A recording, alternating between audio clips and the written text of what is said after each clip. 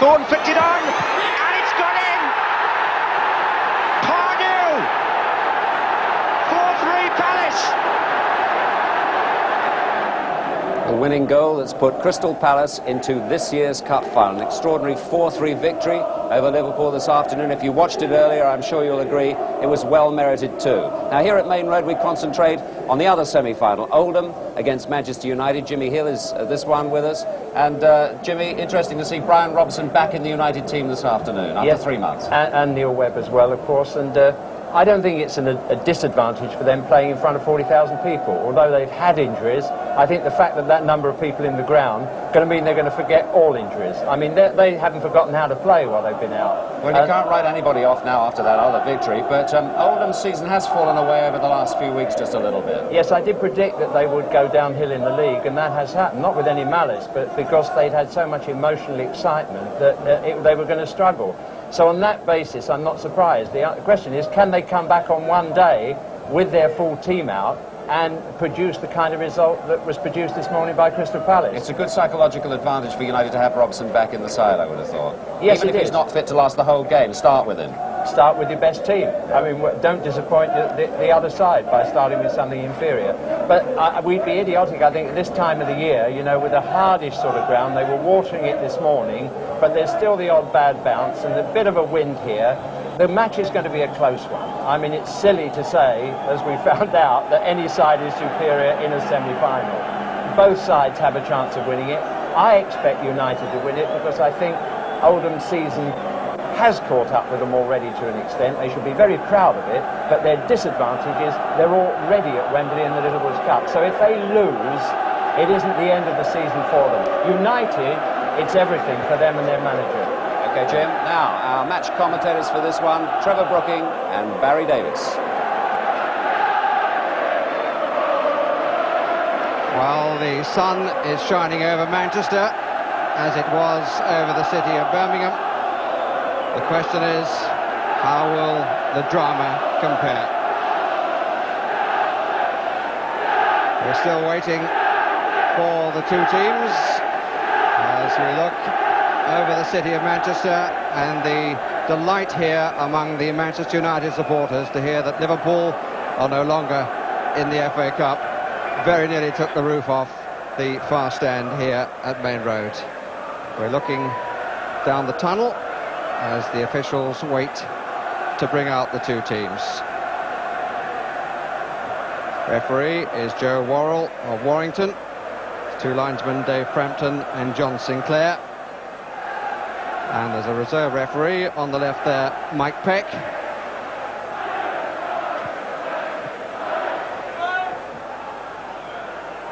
From the shadows into the sunshine.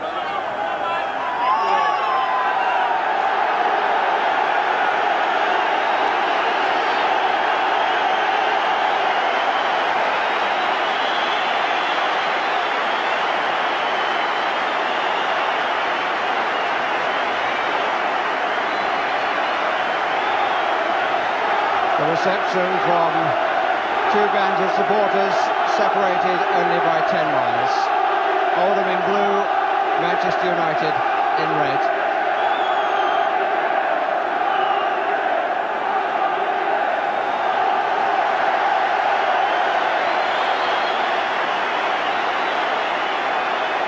Special welcome for Brian Robson. His last game was against Liverpool, in the first team that is, on December the 23rd. Since then, the groin and the hernia operation. So let's check on the two lineups. First of all, Oldham Athletic. In the end, the only change from a third consecutive league defeat at Leicester on Tuesday is in goal, where John Holworth reclaims the position from Andy Rhodes. For 22-year-old Earl Barrett, it's a return to the ground where his career began. For 29-year-old Andy Ritchie, a contest against the club for whom he was 13th man at Wembley 11 years ago. The Manchester United side, you know already that Robson and Webb are included. The man who stands down is Danny Wallace. It's a side apparently packed with midfield players, because Brian McClare has been playing wide on the right. It'll be interesting to see whether he does so again, or whether he now joins Mark Hughes up front. Neil Webb played his first full game 8 days ago. That was against Coventry City at Old Trafford, when he hit the crossbar, but he was given a fairly free role and he wasn't put under much pressure.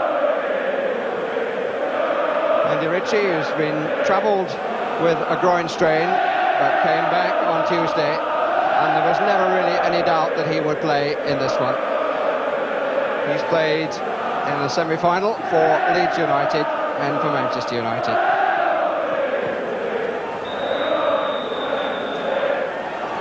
Joe Worrell whistles up for the two skippers. Cup final referee 12 months ago, Joe Worrell, now greets Mike Milligan and the Oldham substitute, Stephen Smith, 12-year-old. Brian Robson, a little older than that, 33. But full of smiles, and understandably so. Mike Milligan has just forced himself into the Irish group for the World Cup. He played against England B at Cork and played very well by all accounts. He's been a key man in their side. Robson had the choice, it would seem. Well, it's 10 years ago, as we see Robson exhort his troops. It's 10 years ago since the second division side won the FA Cup. The man who scored the winning goal then is sitting next to me, Trevor Brookie. Well, shocks can happen, as you just said, 10 years ago, but we've also seen Crystal Palace perform great already, and is really set up for another great second semi-final, I'm sure.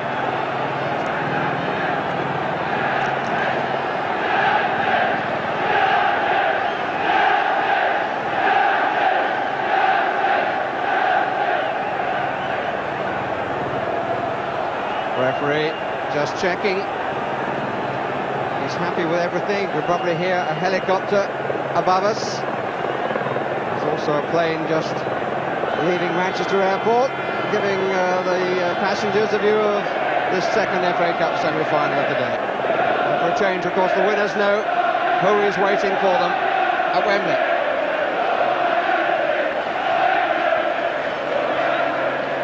Ian Marshall scored twice against his old club Everton, including the decisive one. And it's Oldham attacking the goal to our left. And that went under Gary Pallister. He won't want that to happen too much, particularly not in the last third of the field.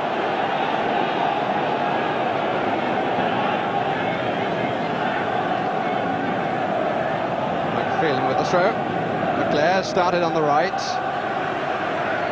Holden, who went then with Hughes, and McClare now behind Holden.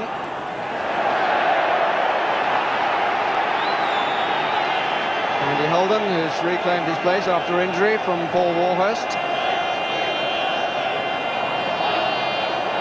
He's starting very much on the right side, and very much in the right back position, with Gibson playing in midfield, it would seem.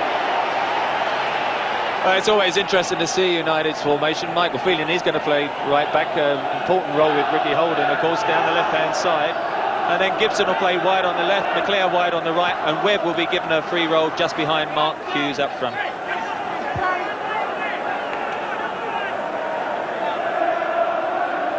Pitch has been well watered, as Jimmy Hill said. In fact, during the course of the week, it's had on it 36,000 gallons of water. Pallister in the battle with Marshall, all a little bit untidy. Phelan can give a feel of the ball to Jim Leighton. I think Leighton would appreciate it.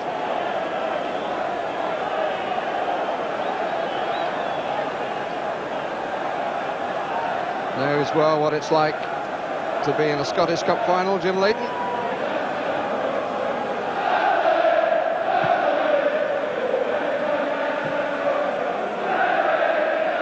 Redfern, but he had no real control on the ball.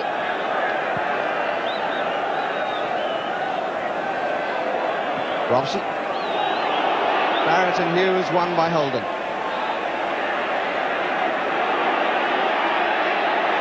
Dennis Irwin, former Leeds United player, and like his skipper Mike Milligan, forcing himself to the fringe of the Republic of Ireland's World Cup squad. Also played in the B match at Cork. Uncomfortable that for Phelan. Here's Andy Ritchie. What a strong challenge by Bruce, and then by Robson.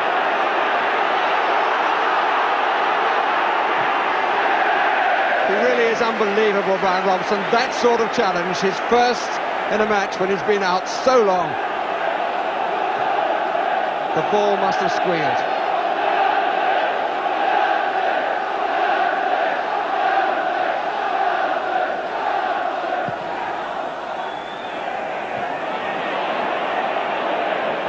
Martin. And the free kick is against Gibson for the challenge on Milligan.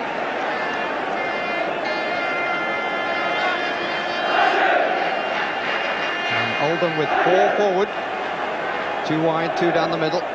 Earl Barrett in possession. It's a little bit long. Leclerc. Hughes. Instant, but comfortably cut out by Barlow. Good challenge by Hughes, it was enough. Webb.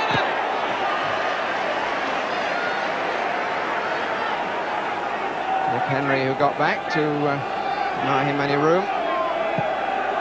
Andy Barlow there is the only Oldham-born player in the Oldham side. And has played at Wembley. Phelan. Good cover by Holden. Good play by the skipper.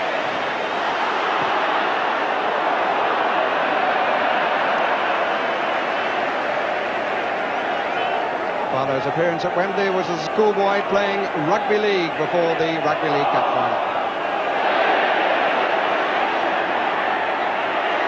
Here goes Andy Ritchie.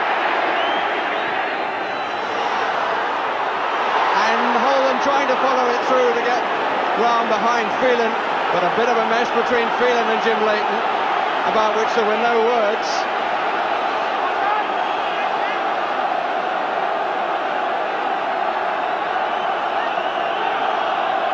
And the first corner of the match is to the second division side. Oldham will take it. Marshall on the near post. Holden again. Trying to change the angle. Oh, an awkward one, and Barrett!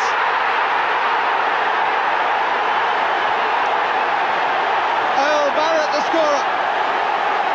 What a mess for Manchester United. What a delight for Oldham Athletic. He just had to stand there and wave his foot. As the ball came across, Ritchie went for it. I must say he looks a bit offside in that position. But the goal is given. Oldham have the lead. Well, what an amazing start. Really, Rick Holden nearly got on the first ball across the face of the goal, and Michael Phelan cut it out, and they were lucky to get away with that. And then Ricky Holden, it was again, whipped in across. He's been so effective, hasn't he, either side with those whipped in crosses. And as you say, Andy Ritchie just, I think, took the eye off the ball for Jim Leighton, and there it was, Earl Barrett. Couldn't believe it, 5 yards out, open goal, 1-0.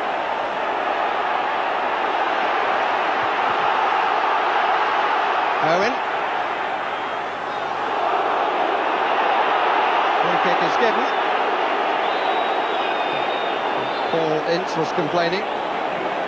You're querying the offside just now, Barry. I think when the ball was first whipped in, then Man United moved up, and I've got a feeling, although he looked well offside when he's tapped it in, when the ball was played, it probably wasn't.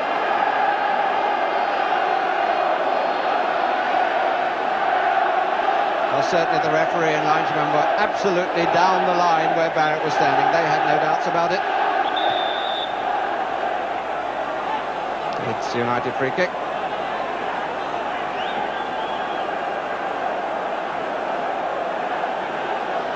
It's where the ball was lost by Leighton.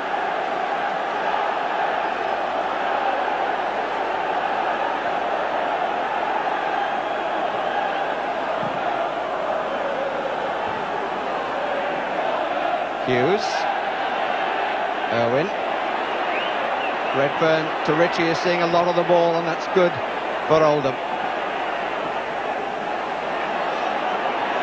And whatever happens to the second division side, they've set some good standards in that division and in attitude to the game and to people.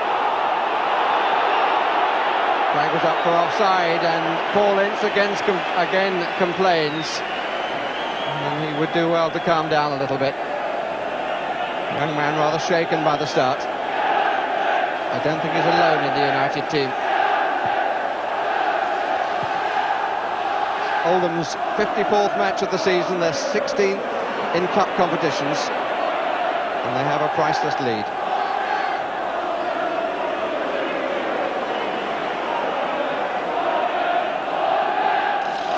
Goes apart from rocking Manchester United a bit. Oldham, who having lost 3 league games in 10 days, really got the boost there of an early goal, which now I think was vital, because if they'd have gone down in a game, having lost 3 league games, you wonder whether the chins might have dropped. But now you can see them really fired up, taking such an early lead. Particularly Trevor, as in those 3 league games, they conceded 6 and failed to score. So it's ended that scoring drought at the best possible time.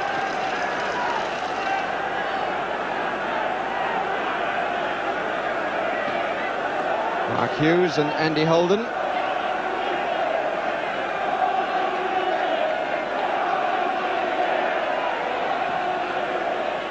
Webb underneath it, beaten by Barrett. Could he handle it? Redfern looking for Ritchie. Phelan gets in front of Ritchie.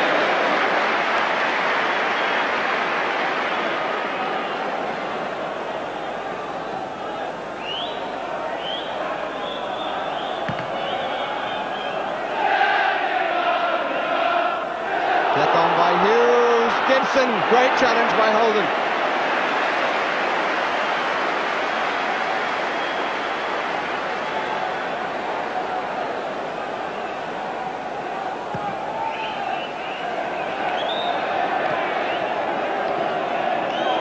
Flag was up. United to push right up to about 15 yards on the halfway line. Webb being given no time to settle on the ball, and that's no surprise. It was by Coventry City.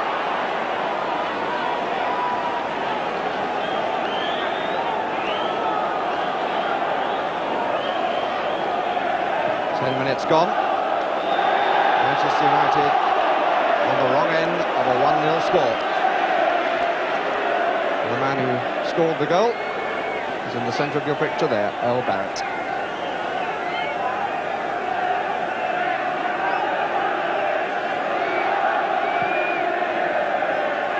Third goal of the season, incidentally. Webb to chase.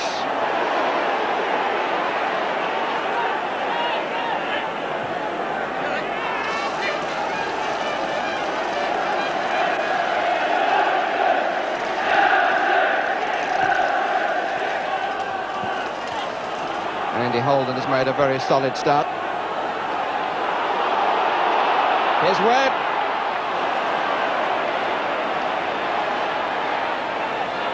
Brings it back. Off Henry for the corner. Manchester United's first. In which Webb takes his central position, in which Gibson will curl in. Up there in the middle of the 6-yard box. Bruce didn't get cleanly at it. Paul Ince, blocked by Barlow.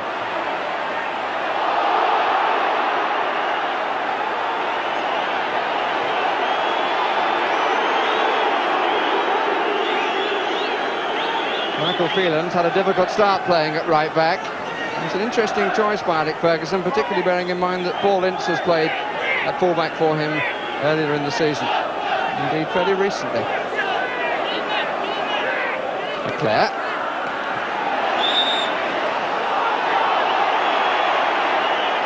Put up.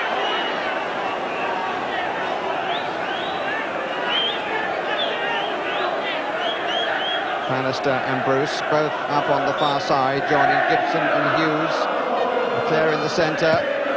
Bruce comes a bit short. It's out by Milligan. Ritchie.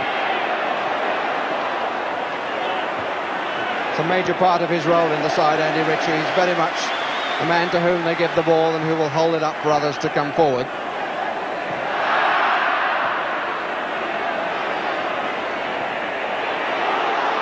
Alistair, the cover man.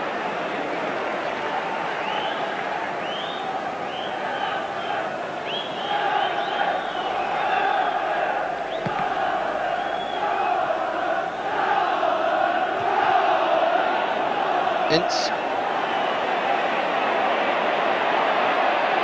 Nobody wide. Had to go that way, covered by Barrett. Gives it away to Ince. Barrett seems unsure where to go. He's not covering behind the fullback. And Manchester United get the corner. And Barrett found himself a little bit as a spectator then. Wasn't really sure whether to stay with the man that he was initially trying to mark or to cover behind the man who was defending. A push and shove with McClare. That's a difficult one and is brilliantly taken by John Horwath. Got his place back from Andy Rhodes after missing the last 2 games. That was Earl Barrett knocking it back, still recovering probably from scoring in the 3rd minute. And as I say, I'm still pretty sure that he wasn't offside. When the ball was whipped in, Ricky Holden, he did certainly make ground. We saw from the replay from behind the goal, you could see him take 4 or 5 strides forward. Alistair making life unnecessarily difficult for himself. Hughes. Webb.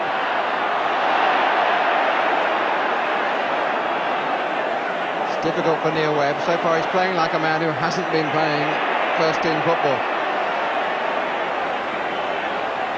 It's interesting selection by both managers, really. You got Ryan Robson and Neil Webb both been out long times, and of course Andy Holden and Andy Ritchie of Oldham. It's a case of which of those 4, I suppose, makes the most impression. This is Hughes. 4 United players in the area. Paul Ince. Phelan over to the right. Good challenge by Milligan. Good dummy by Ritchie. Marshall is far side. That's for whom it's aimed, but Marshall is offside.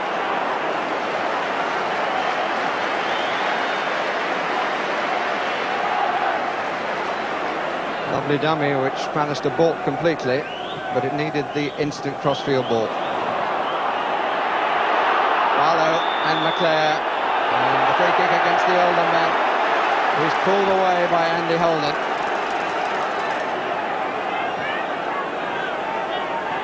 There is no man on the pitch keener to get to Wembley unless it's Brian Robson, and it's Robson who will take the kick. Twice captain the winning side for United there. And that's one of his better free kicks.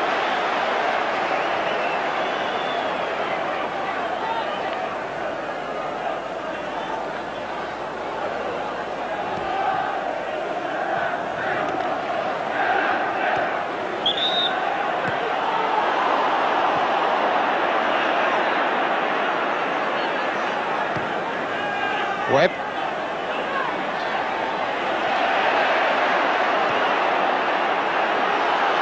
Ritchie.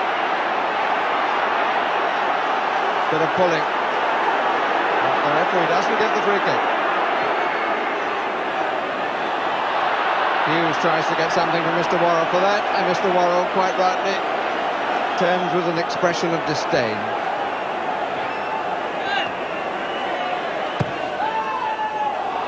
Offside against Marshall. We mentioned Andy Ritchie and Andy Holden here, sort of out wide, 2 key men sort of this season. But I think the 2 midfield men, Milligan and Henry, are so busy people that you know, they close people down. Ince, Webb and Robson at the moment haven't been able to get any space, and those 2, as I say, are really key players. And I think Joe Roll has pinpointed those 2 as being very important if Oldham are going to be successful this afternoon.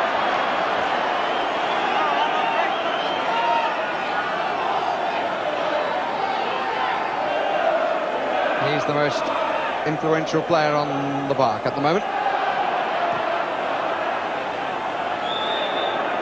Getting ahead of Brian Robson. So much at stake for him, not only a place at Wembley, but if he could get the better of Brian Robson, then Jack Charlton would surely have to take note.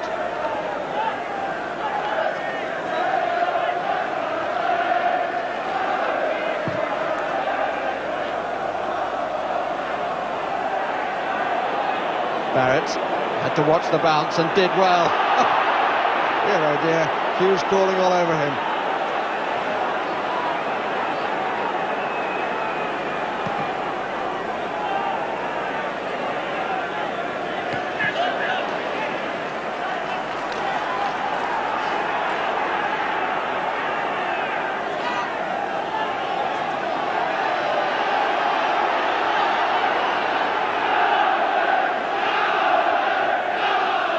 Leclerc, despite having three around him initially.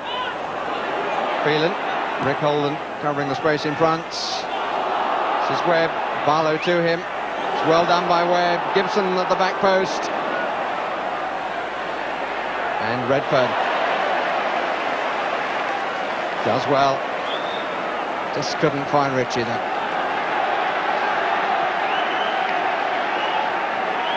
Redfern. Got the nod for the midfield position. There might have been thoughts in Joe Royle's mind of playing a fourth attacking player in Frank Bunn, or even in Roger Palmer. Here's one of the substitutes, Palmer.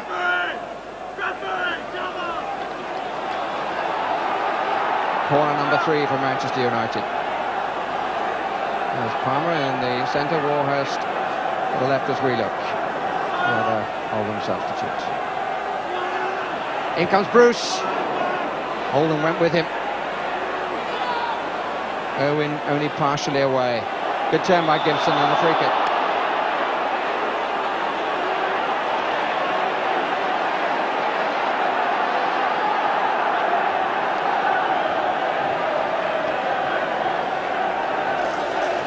Bruce has got away, but he's offside. Oldham have held the 18-yard box very well. That's about 3 free kicks now Manchester United have played in, and that one was offside. Steve Bruce getting in there too early, and the other two have gone harmlessly through to John Hallworth, and at the moment Manchester United finding it difficult to get a clear-cut opening. We've been playing for 20 minutes. Al Barrett's 6-minute goal dividing the teams.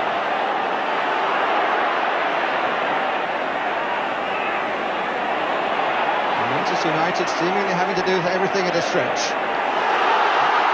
And this is Ritchie, good cover by Ince.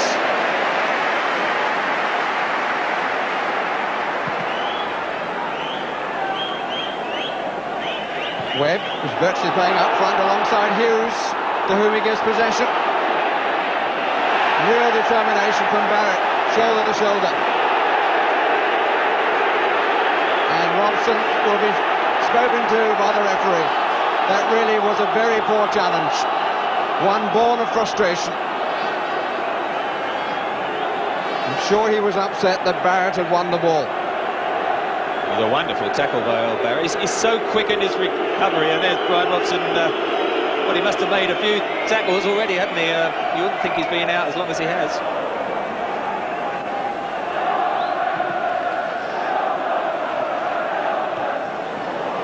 Off the head of Phelan. And I think if there's a word that would sum up Manchester United's performance so far, it is uncomfortable all over the pitch. They're not enjoying what they're being asked to do. Not quite sure why Holden didn't give that to Hallworth, and I think Hallworth might agree with me.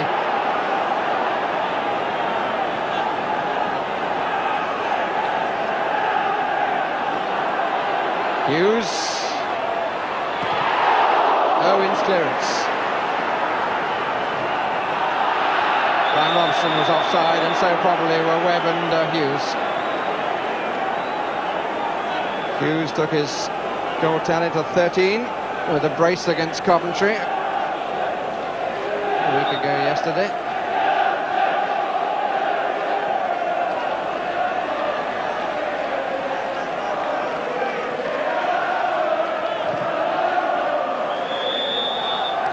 offside again. United certainly pushing up.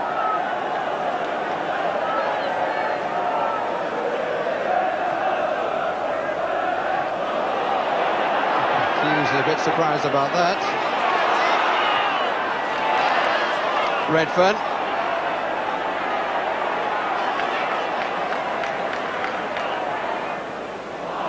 Barrett. Marshall. Good passing, good pace. And adequate cover. Good challenge by Holden. Ritchie looking for a goalkeeper off his line. No mean effort.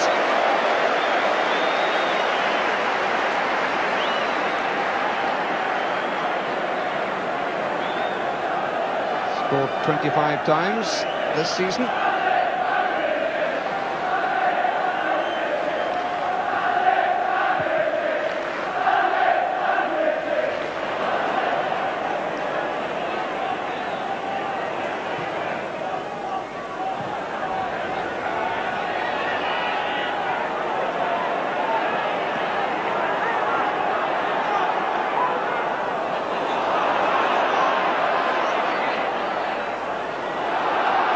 Kept in. No, it's not. The linesman says the ball was taken out by the goalkeeper, so it's a corner.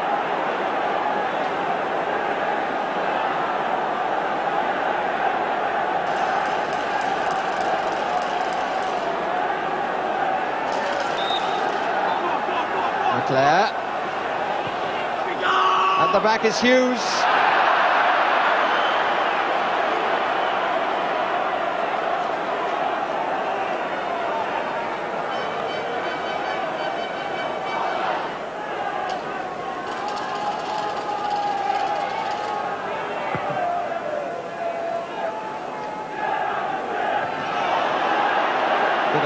Wrestling hold from Pallister, and that's for Webb, but it's covered by Barrett.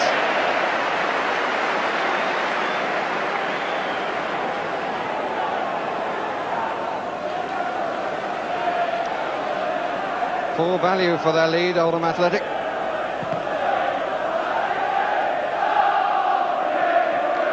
Won comfortably by Rick Holden.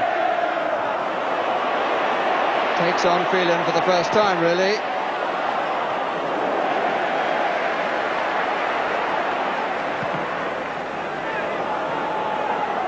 Webb. Virtually playing as a forward now. And being covered by Barrett. Oh, look at that for confidence. Maybe overconfidence. Played Barlow into a little bit of trouble. Ince.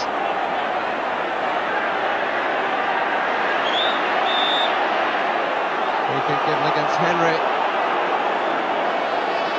A bit of a wave of the arm that made contact. Typical of the tigerish play that he and Milligan are producing in midfield. Leclerc, Barlow with him. Easy for Henry. Not the best of clearances. And it was out before Ritchie made contact.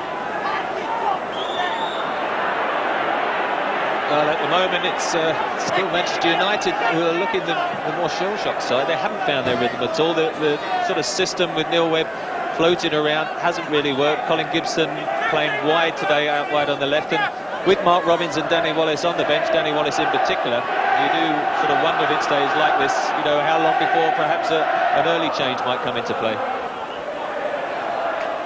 United throw quickly taken by Webb. Good shoulder to shoulder again with Barrett, who doesn't look as physically strong, but is matching pound for pound.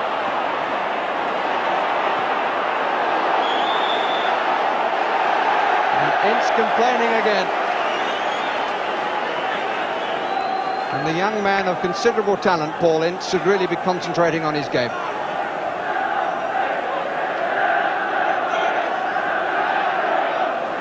Jogging back there, Paul Ince, and certainly, as you say, he is a temperamental lad, and if he just concentrated on the skill he's undoubtedly got, because he looks probably as lively and as sharp as any United player, and to keep complaining about decisions is silly.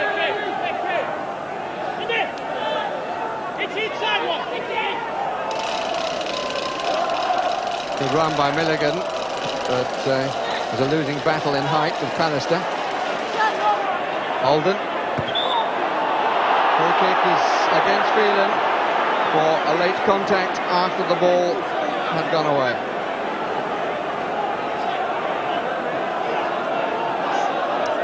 All right on the spot.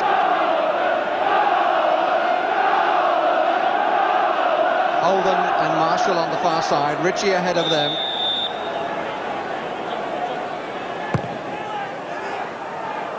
Oldham falls away.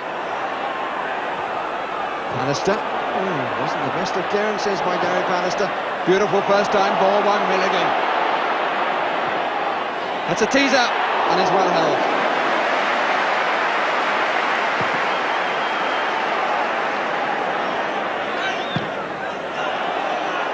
Well played by Barlow. Mistake by Pallister, but he's able to recover.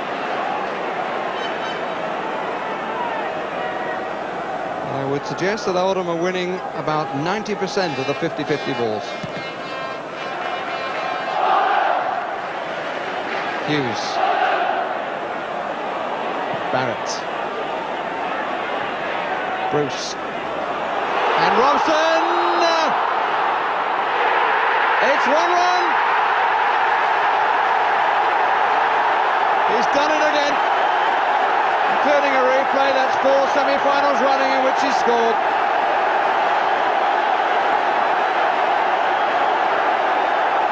Beautifully played through. And Robson, Hallworth got a touch on it, but couldn't keep it out.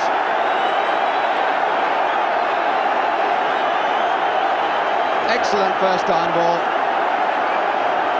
Hallworth may count himself a little unlucky, but Brian Robson has done it again. Well, amazing, isn't he? There he is, a little smile. And really suddenly gets United back in a game that they were looking so edgy. And really, I suppose the selection is justified in that goal, isn't it? Neil Webb gets it. Lovely touch through as Oldham try to play the offside, and there it is. Pallister doing well to protect the lead.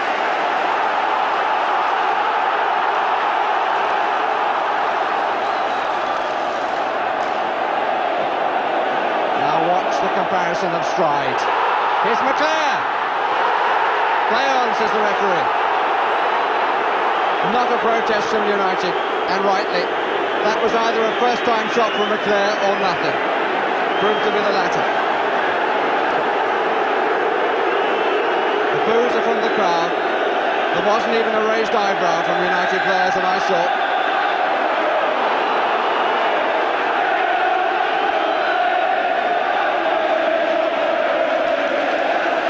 From McClare, but the noise is coming from the Manchester United support, and this is a testing time for Oldham in a match in which they have been dominant until Robson scored off the head of Marshall. Gibson only to Redfern, and Redfern couldn't keep it down. He had actually rather more time than he took, but that's so easy to say from up here. Joe Royle's 41st birthday been spoiled by a man he's very happy to acknowledge as a close friend, Alec Ferguson and his team. 1-1 it is. And the drama does seem to have made its way up the M6.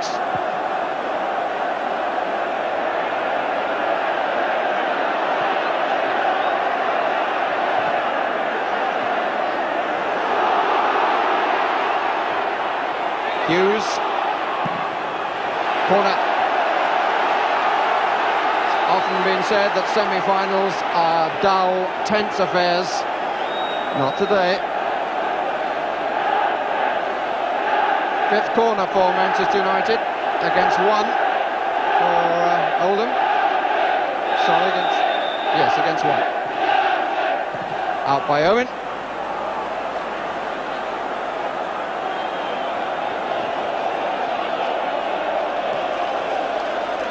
Gibson popping up on the right side.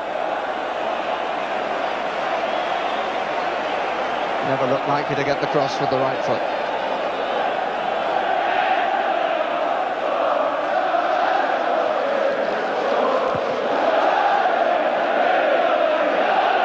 Bruce, solid challenge. Owen, Bruce again. Ritchie. Marshall is down the middle. Ritchie alongside. Marshall has Pallister for company. Well held by Martin.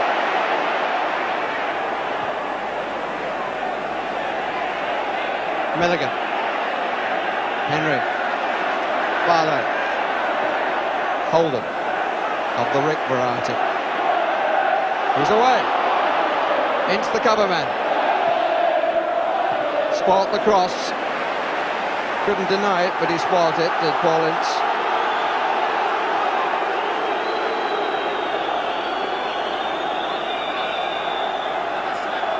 Second corner for Oldham. Redfern has come across to take it. Ritchie right in front of Jim Leighton. Met by Robson. Phelan. McClare. Finds Hughes. Hughes made that the case. Too far for Webb to run.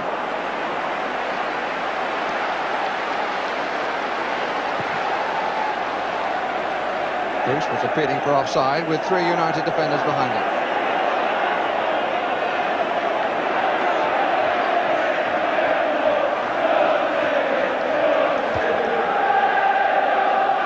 Manchester United a week ago managed a second consecutive league win for the first time. I guess they won 2 on the trot. I'm not sure what the second consecutive doesn't make it 4. But they have never managed this season in all competitions to win 3 matches on the trot. First time they had 2 under their belt. They came here to Main Road and were walloped 5-1 by Manchester City. This is Henry. And after Henry is Holworth.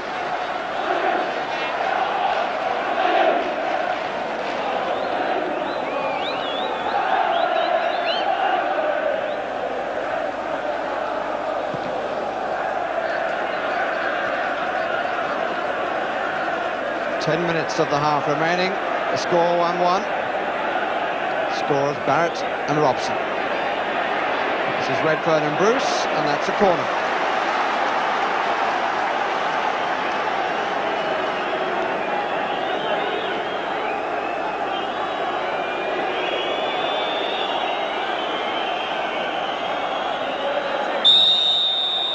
Marshall and Ritchie. Marshall comes a little off the line to be in line with the near post. Ritchie is blatantly pushed. Doesn't complain about it, but was certainly pushed. Leighton just got him out of the way. It's gone for another corner. And the referee, in fact, went to have a word there with Jim Leighton. At the back is Holden. But trying to get round Steve Bruce, he couldn't direct the header.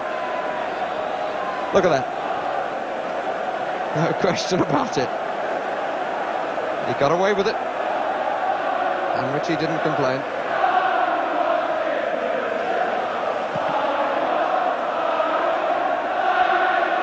Hughes.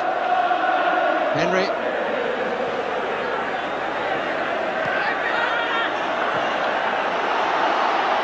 Barlow.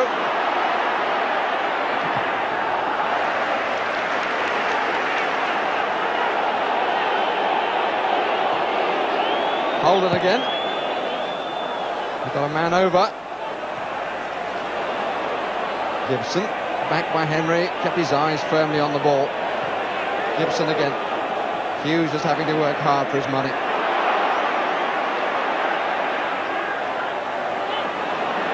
Would have been nice had it worked. Marshall. Challenged by Pallister, who looked the favourite.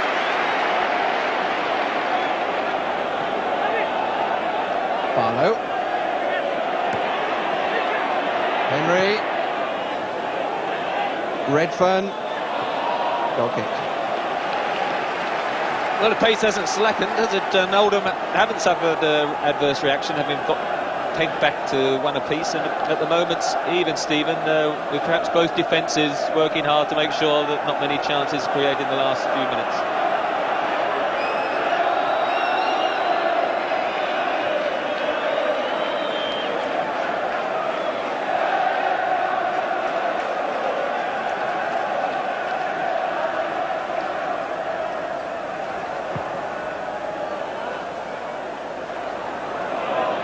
Robson. Ritchie and Bruce. Ritchie played Bruce and not the ball.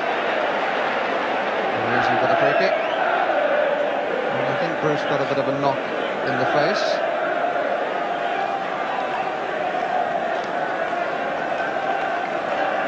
Or was it a bit lower? Ritchie certainly turned his body to play the defender.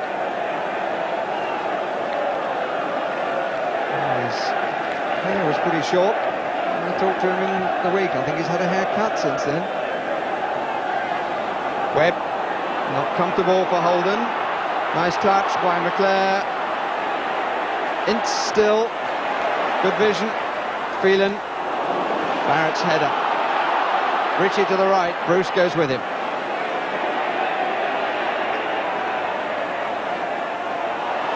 Good running on by Owen. Marshall is waiting, so is Holden. This is Marshall! This is Holden. Corner, says the referee. But they got caught out down their left flank then, Manchester United, because Owen just kept running. Suddenly found he was on his own with the ball in a fair amount of space. Ritchie in front of Leighton again. Marshall just further out. Good punch, but it comes straight to Henry. Off the line by Ince. And forget that I said good punch, because it wasn't. Under pressure from Ritchie, it was a pretty poor punch. And Leighton was fairly fortunate to get away with it.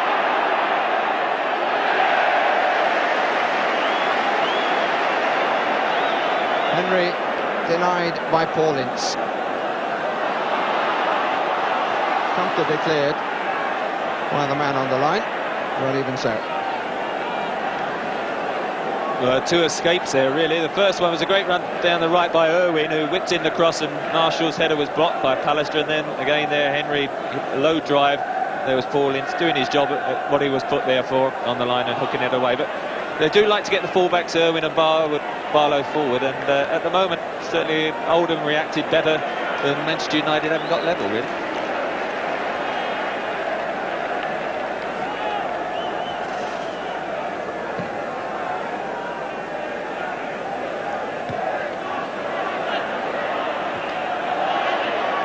Strong challenge by Ince on Henry. Phelan did well. Hughes. McClare. Webb pulls away. It's coming out to Robson! And it got deflected for the corner.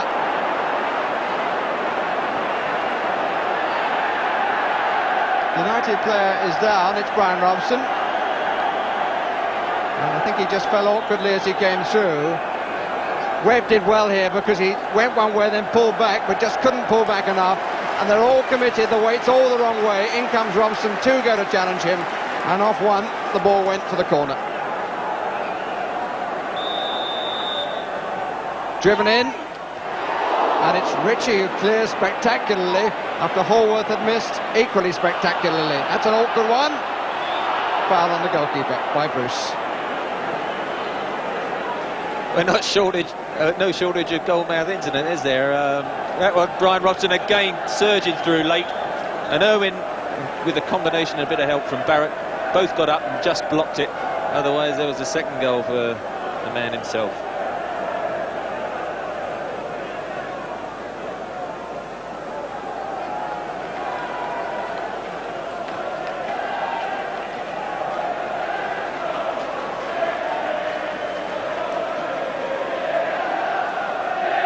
Dennis Irwin. Pallister. Gibson. Webb. Beautifully won by Redfern. Good passing by Oldham. Holden. Henry, unbelievable muddle, but Ince unties the knots. Hughes, good try, held off his man well, struck it well with the left foot.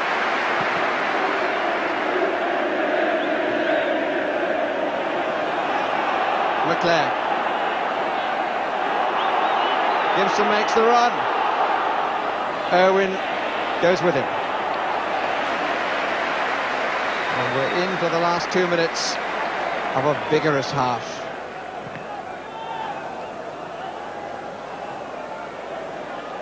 Henry. Ritchie. Such a good target man. Brings in so many players.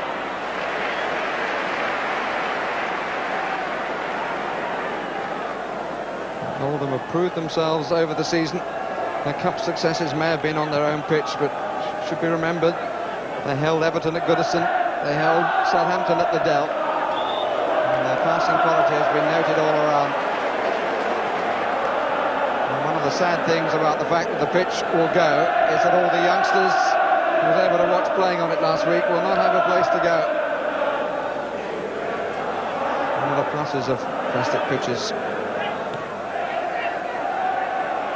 Milligan, Ritchie, as we move into the last minute of the half. And Henry tried to spread it out. Barlow, Milligan, a quick look up first. It's a coming player is Michael Milligan. Not quite what Marshall intended. Webb.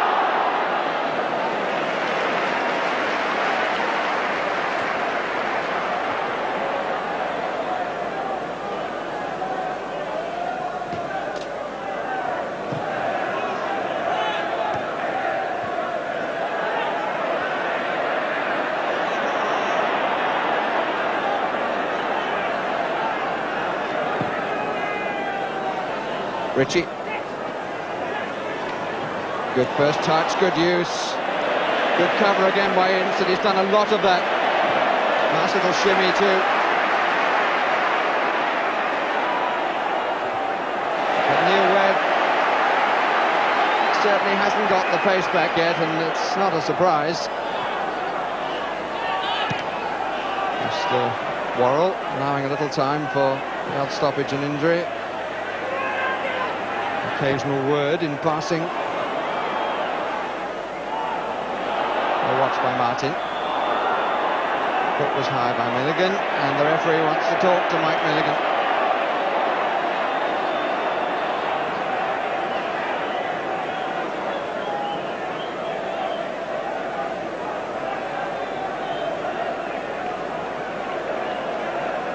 But no major problems for Gibson.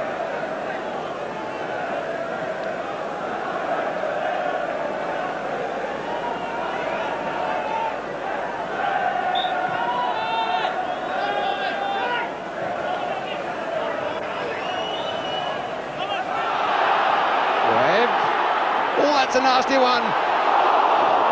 And John Hallworth decided to watch it, and I think Barrett is telling him that just maybe he made the wrong decision, but he survived.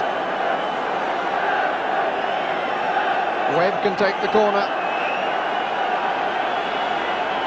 Number 7 for Manchester United. It's a lucky number for some people. Comfortably away by Owen, and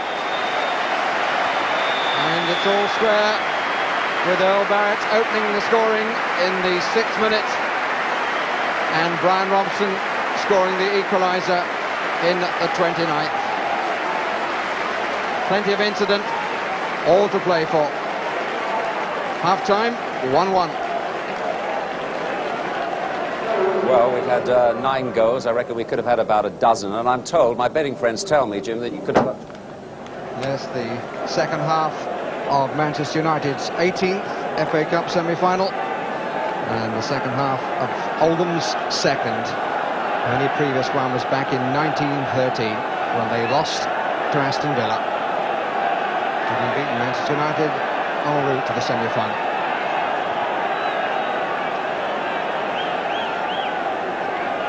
check of Joe Worrell's watch. Are we to get decision in the next 45 minutes? Or will there be extra time in this one as well?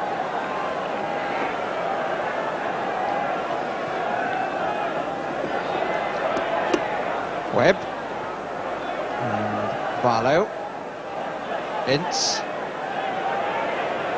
Robson. Tried to get the right weight, didn't quite give it enough. Pass was intended for Webb, trying to return the compliment. Set up Webb, having set up Robson for United's goal in the first half.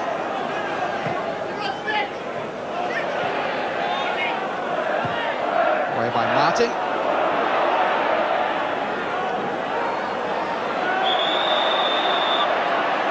Free kick against Hughes.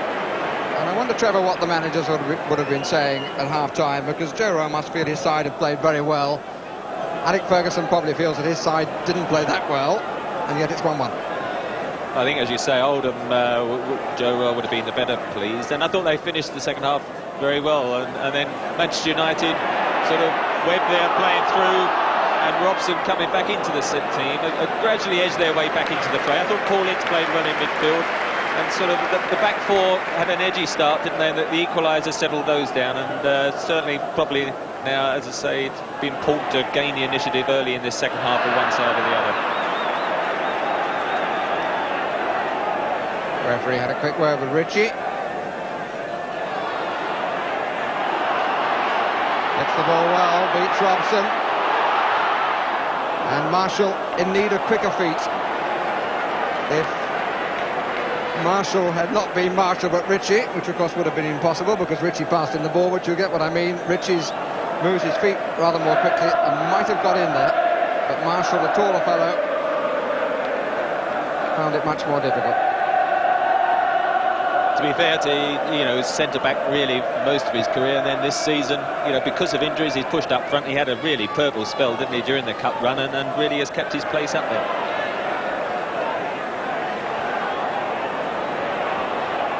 Leclerc, Webb, cover again by Barrett.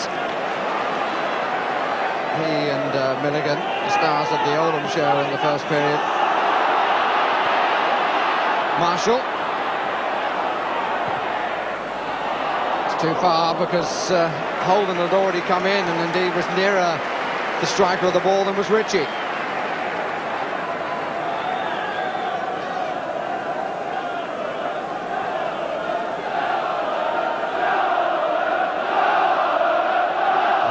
Support making themselves heard.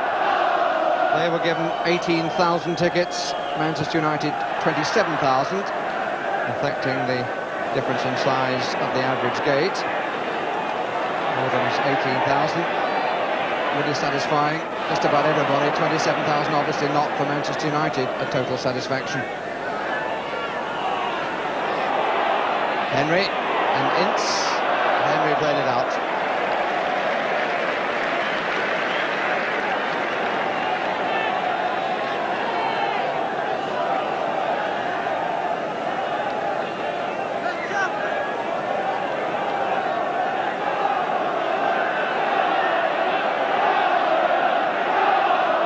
Webb instantly on to Hughes. Barrett at his back, and with a little nod. Good turn by Ritchie. Needs support. Having waited, didn't find the pass he was looking for. Redfern. Ritchie just got a touch, but no more.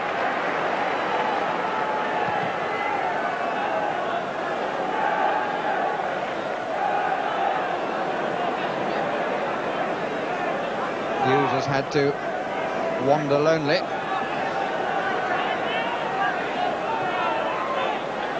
Barlow.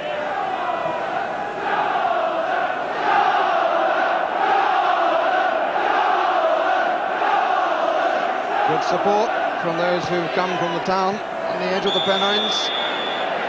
Offside flag. Kick from the wrong place and a slightly disjointed start to the second half.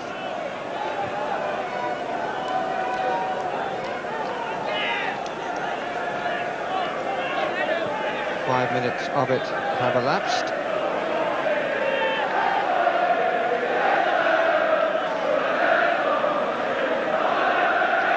Bruce finds the right blade of grass.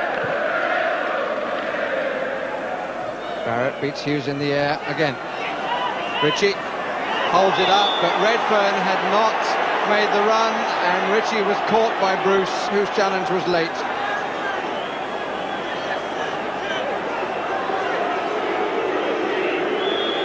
Few boos for Bruce, but I don't think they'll trouble him too much.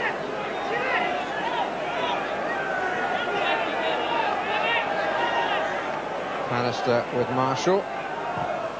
Holden and Phelan together. Ritchie and Bruce. Marshall. Robson, who got it clear. Good play by Milligan. Oh, his save! That was brilliant, and his foot was taken away by Ince. What a good little player, this, I suppose we have to call him Irishman now. I don't know whether to suggest to Jack Charlton he should pick him, because they'll make it that much harder for England, but he certainly had an excellent season and competing very well today. Comfortable for Leighton. Milligan, in fact, was born in Manchester, but parental Irish connections.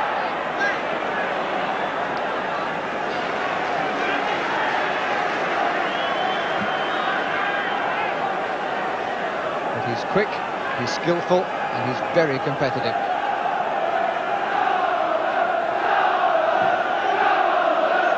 Marshall stole half a yard. Lee Martin, the youngsters who came into the side last season and has kept his place. I think some people would suggest he's been the most consistent player in the United side this season.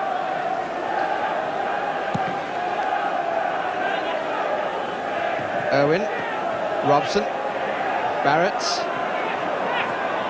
Well played by Redfern. And he felt it, but couldn't see where it had gone.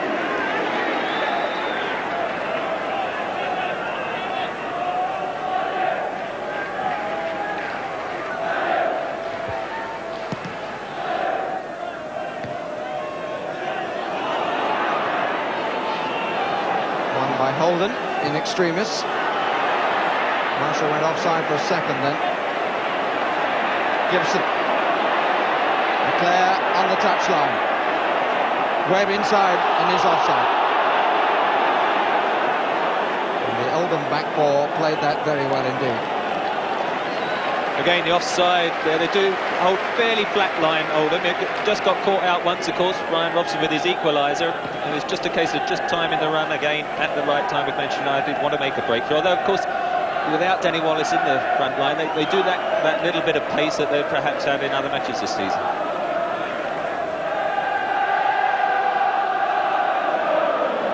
Danny Wallace, in case you've joined our coverage late, is one of the two Manchester United substitutes. Leighton asked to do a lot, but did it without due alarm.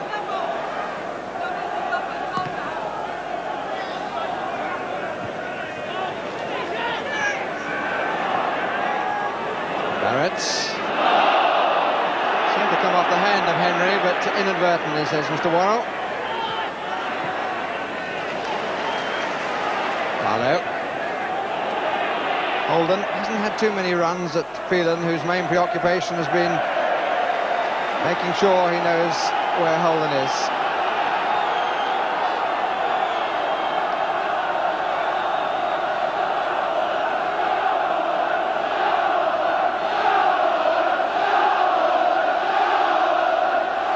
Bruce didn't make it. Milligan.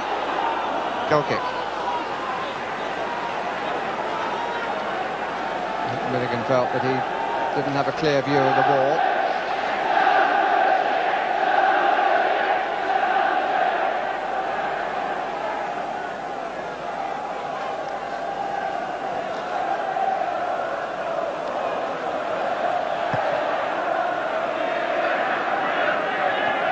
Won by Holden. Milligan. Holden. Held off by Leclerc. quite fairly.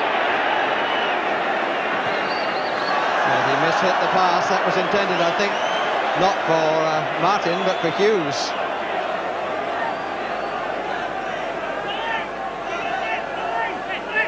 Minutes of the second half. No addition to the score. And Oldham still shading it on the balance of play. And Hughes changed that. Webb, Robson, long way for Phelan to go, and Robson checks out and goes the other way. And then plays it to a more static Phelan. Ince.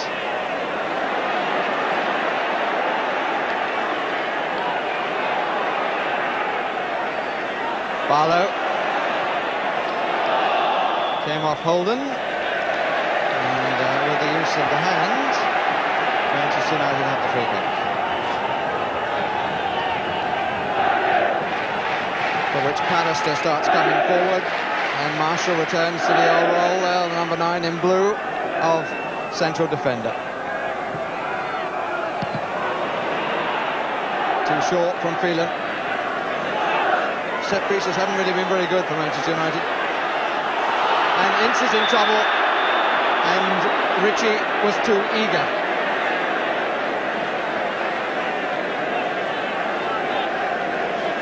And Paul Ince tried to ruffle Andy Ritchie's hair and found himself in trouble there, didn't he? I would have thought there was a danger of a splinter.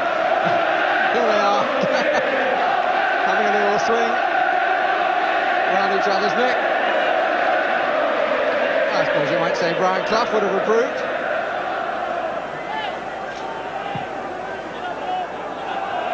Barrett underneath it, came off the shoulder of Hughes.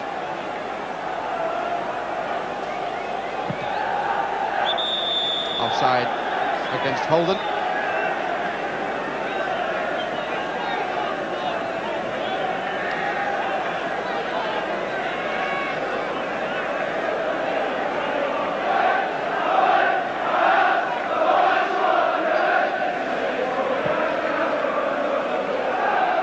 Webb and Holden. In comes McClare, away by Milligan. Martin, useful.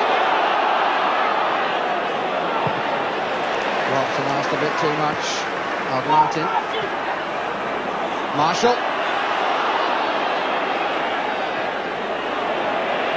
Pallister.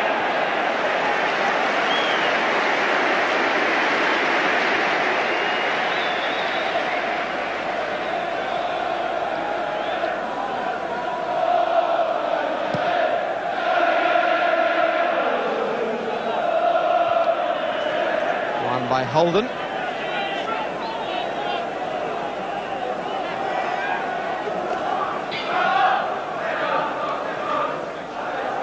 At the moment it's a game poised and not quite sure where it's going. Barrett. Had to win that then, Barrett, because Hughes would have been away had he not done so. Milligan. Henry. Rather telegraphed the pass. Holden, Henry. Similarities between the two little fellows at the centre of the midfield for Oldham. Is Henry. Slightly confused by Marshall, I think. Hughes prepared to go again. Barrett goes with him.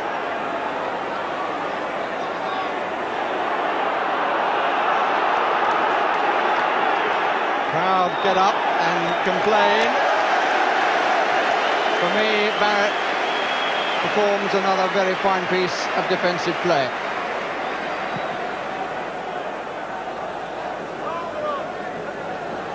Ritchie. Not a good first touch that time. Hughes. In for McClare. And again, Oldham would have been in trouble had that got through. They certainly have a free kick. Yes, if that had gone through, McClare was clear. But Mark, he's getting a bit frustrated because Earl Barrett's had an excellent game. He and Milligan have been outstanding for Oldham. Well won by Redfern and claimed by Jim Leighton.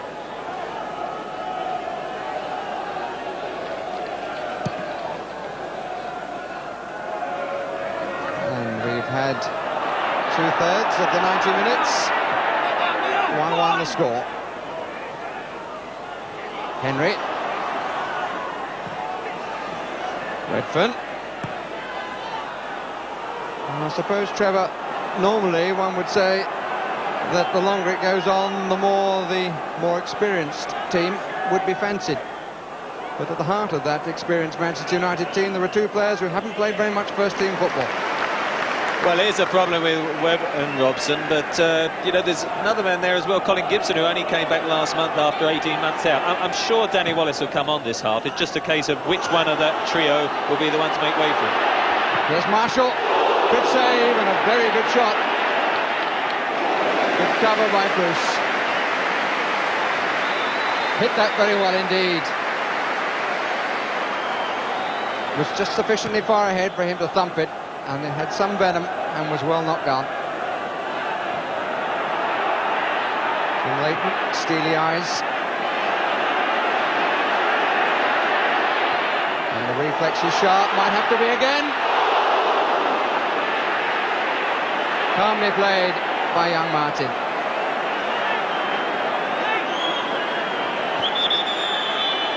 Marshall and Leighton are both down in the area.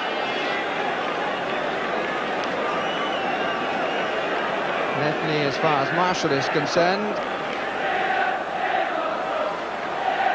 Somewhere around the middle as far as Jim Leighton is concerned. Good play by Martin at the end of all of that. Goalkeeper had to come for it. Great ball from Andy Ritchie, and it was one of those, Jim Leighton being a bit cheeky there, but yeah, it was one of those that when it came across, Jim Leighton had to come, as you say, for it. Ian Marshall dived in, and neither of them actually touched it, but they just collided. I think it's Ian Marshall came off a bit worse with a rap on the knee. Jim Leighton looked to be the only thing he damaged perhaps was his shorts. Nice handshake. The atmosphere's been good between the two sides.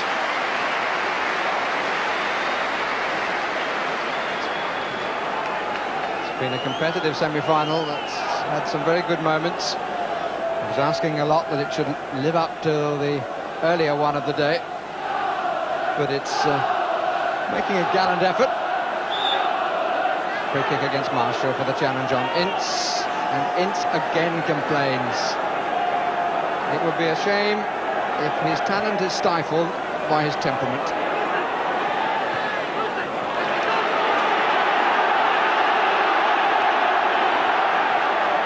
Alec Ferguson having a few words with the linesman. Oh, Ince wanted it square then and didn't get it. Redfern. Good way to ball up to Marshall. Bruce holds off the challenge. Finds McClare. Robson and Holden having a wrestling match down the middle.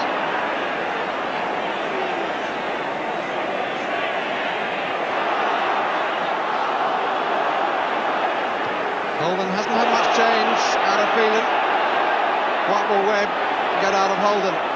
Hughes is in the middle, two others coming up, covering header from Barrett. Ritchie. Patterson. Sudden increase in pace.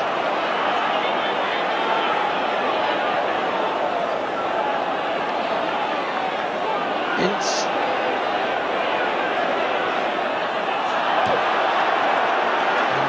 Ince complaining at Martin.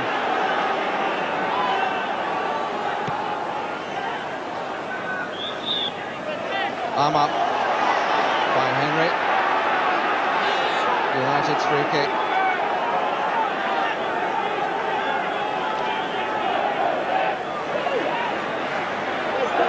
Gibson. Ince.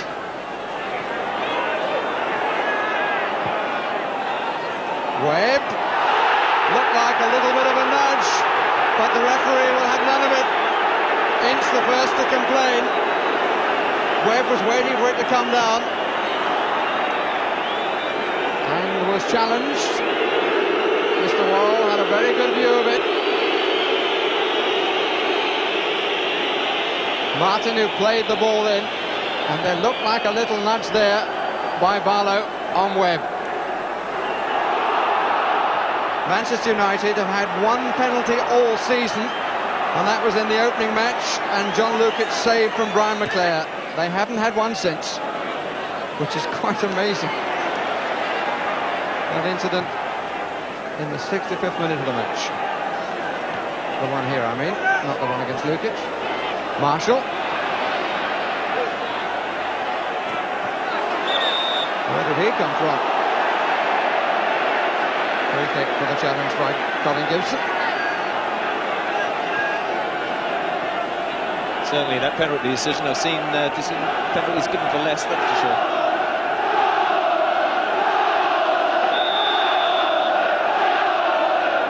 Owen with a kick. Met by McClare.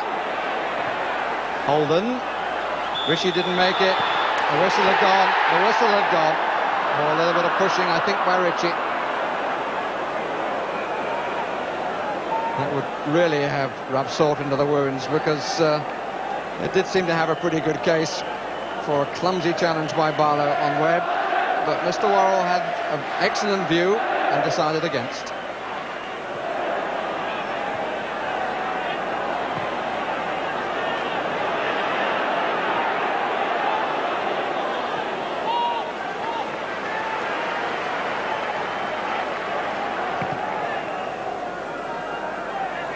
Shadow of the main stand creeping across the ground.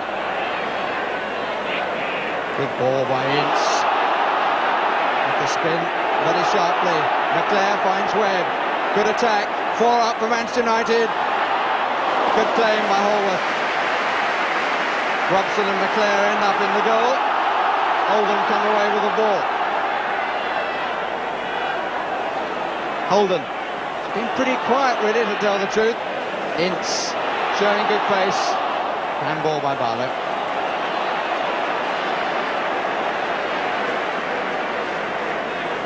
He's played well, has Paul Ince, but he's inhibited himself, in my view, by a few too many words. But at least this time he's smiling.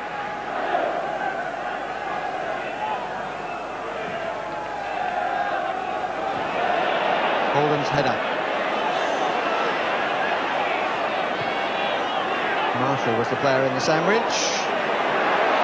And a foul by Henry, but the referee played a good advantage. Barrett out of it, and Gibson, the flag is up on the far side. That's one of the few occasions that Barrett has been left, and the decision for offside was pretty tight.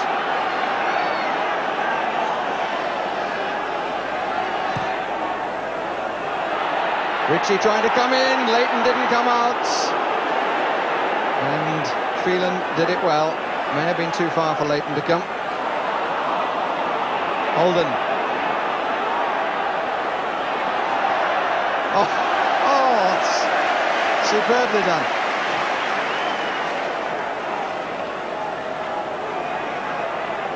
Holden has not shown Phelan a clean pair of heels at any stage that I can remember. But this fellow, just one mistake just a few seconds ago that I can remember. Barlow. Not too much more than a hopeful prod forward.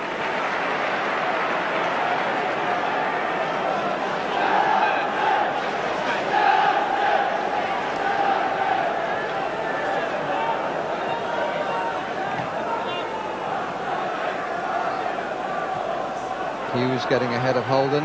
McClare, Webb. Seems to be a growing influence. Here's Hughes. Owen just got a foot in.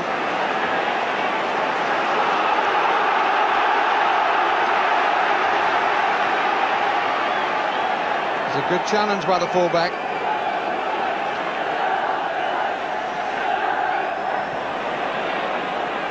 Alistair. Ince. Robson. Ince. Martin. Everybody in red is to his right. Barlow only down to Webb. It's Robson who tried to find. Could be a break here. This is Redfern. Ritchie far side, Marshall far side as well. Redfern, he lost control then for a minute. Comes to Ritchie. And they look at Redfern and say, why? They had a real chance. If Redfern had done precisely what Ritchie was signifying then, it had to be played in.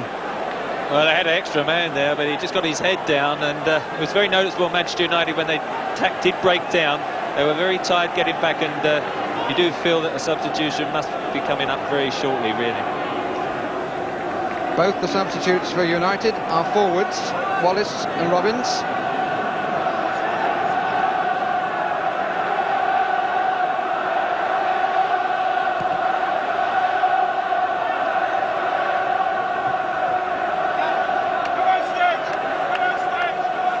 And the substitution looks as though it is going to be made. Wallace is going to come on, and Robson, the number 7 was shown then, is going to come off. Brian Robson hands the captain's band to Steve Bruce and comes off to a tremendous ovation. Given it all, scored the equaliser. But in the end, was clearly running out of steam.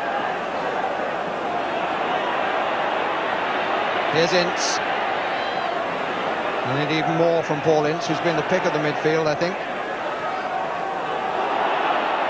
Wallace hopeful of a first touch. New challenge for Barlow as an out-and-out winger, if that's the way he's being asked to play.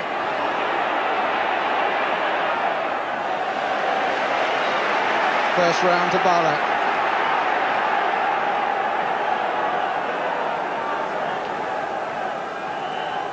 Phelan. Slightly stubbed it, but it comes to Gibson. It's Webb.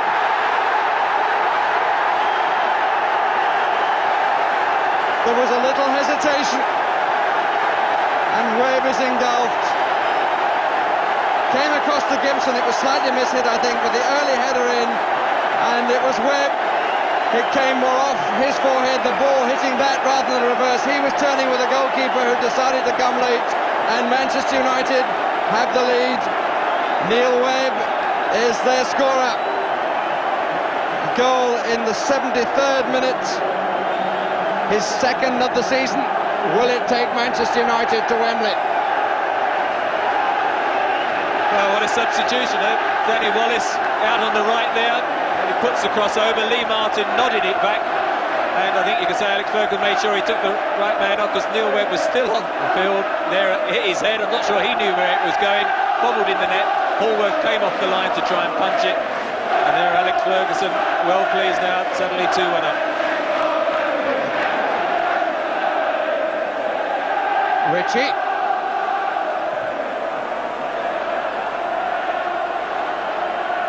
Well, in the other semi-final, the supposed underdogs came back with a vengeance. What can Oldham do?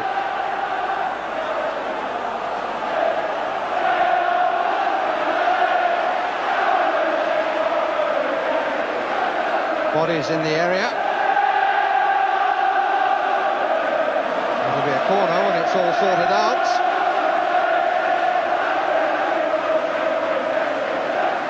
Willie Donachie in the foreground, the former Manchester City player. Joe Royle's number 2. And Joe Royle with a comment to make, but not wanting at this stage to be seen too clearly.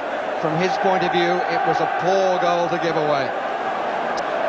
When you think all the queries about whether Brian Robson and Neil Webb were going to play, or one of them, or whatever, and suddenly, who's the 2 goal scorers today for those? Well, Alex Ferguson, maybe somebody up there does love him. He's lived on a knife edge all season, and it's a knife that's been increasingly sharp. Could all change for him. But here comes the corner. Barrett pulling away the corner far too short. Rick Holden, who's been a disappointment for Oldham. Barrett has gone forwards.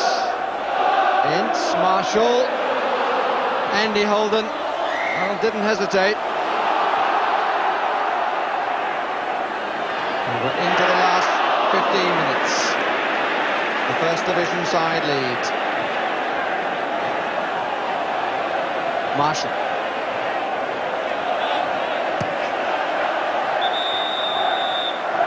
Ball went out.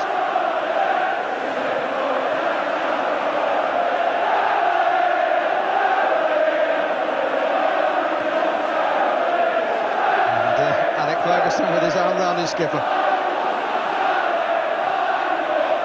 Could be useful. Redfern needed Bruce to play it.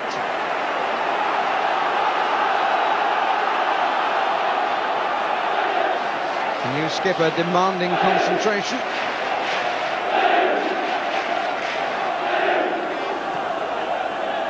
Owen. Redfern got away. It's a good cross. Marshall! What an unbelievable day this is. It was a good cross. Redfern got away from Ince. It was half clear, but only to Marshall, who thumped it into the far bottom corner. And it's 2-2. Really did well then, Redfern. And so did Marshall. 2 goals inside 3 minutes. And once again, Wembley doesn't know who will be its second visitor in May. Quite amazing, isn't it? Really, it's Free kick against Henry. Sorry to interrupt you, Trevor, but for a moment it looked as though Ince was going to make that. one of those days where you can't linger for too long talking, that suddenly you'll end up with a goal in the net. But a lot of character, Oldham. In fact, they were going to just make a substitution themselves. Then Redfern made the opening. Marshall tucked it away. And I think we might just have had a temporary halt for that substitution, because suddenly now it's 2-2. Paul Walhurst in the foreground.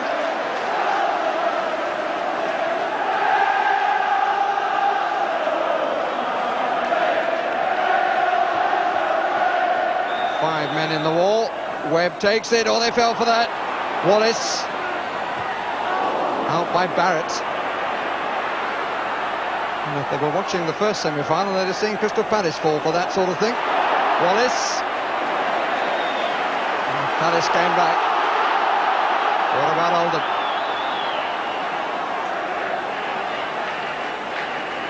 Ritchie. Redfern.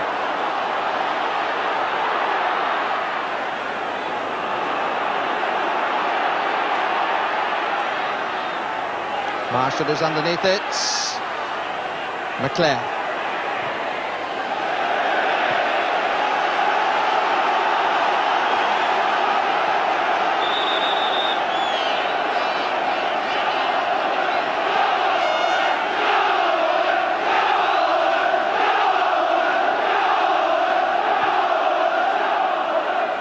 Ritchie trying to answer the cries of the crowd.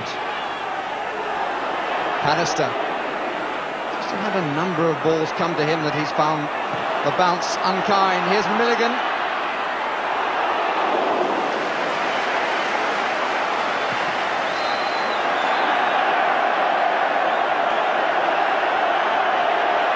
Not the best of clearances by the Scottish goalkeeper.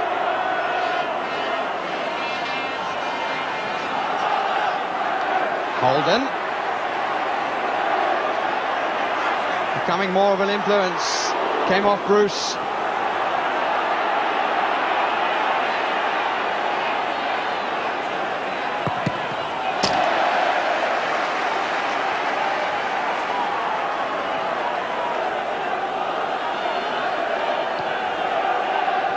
Martin. Ince. Run away from him. Ritchie and Bruce. Nicely trapped on the thigh. What a ball! He couldn't quite take it with the presence of Barrett, could Hughes, but it was a fine pass by Ince. Holden. Last 5 minutes have been his best. And again he gets the cross in. Well taken by Leighton.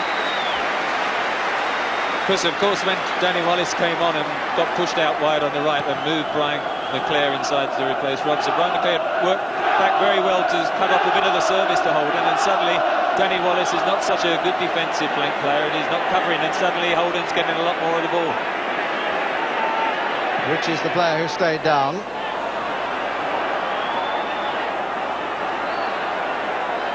Paul Ince didn't stay for long. Ritchie on the deck.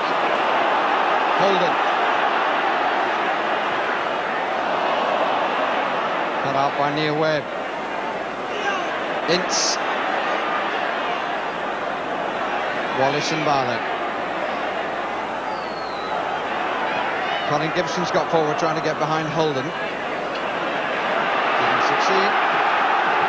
Great roars for a throw level with the 18-yard line.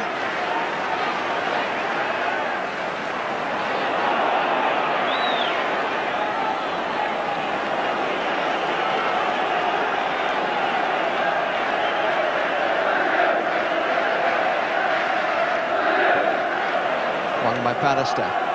Back by Barlow. Ince. Little Henry. And Webb saying to Wallace, go. If you're going to play, if you're going to bring on a wide player, then he's got to be prepared to make the run or the ball inside the back. Or is that too old-fashioned?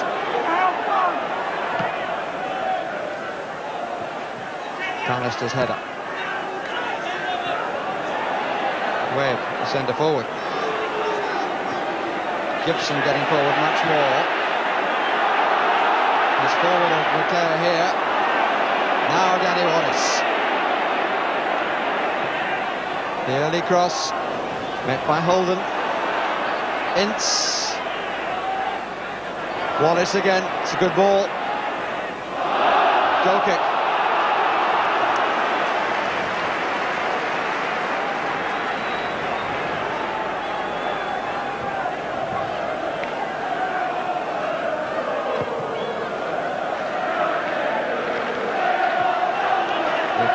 Marshall holds it up.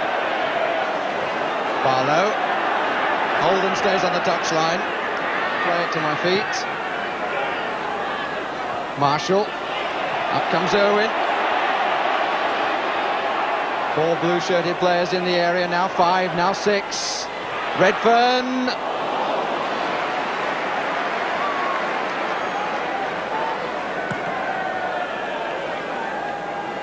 Ayrton Hughes. Wallace. Webb. Good block. Hughes hit Barrett.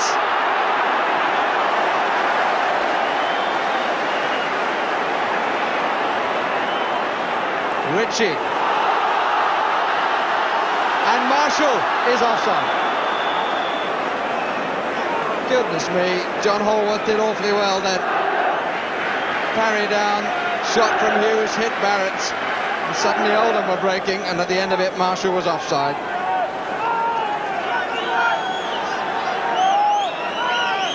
And extra time gets closer and closer. And a substitution now to be made, and it's Paul Warhurst to come on in place of Mick Henry. 21-year-old replaced by a 20-year-old. Looks as though Warhurst is going to play in midfield. He's normally been centre of the back four and a former Manchester City player. He's hanging a bit in the air. Free kick is United's way.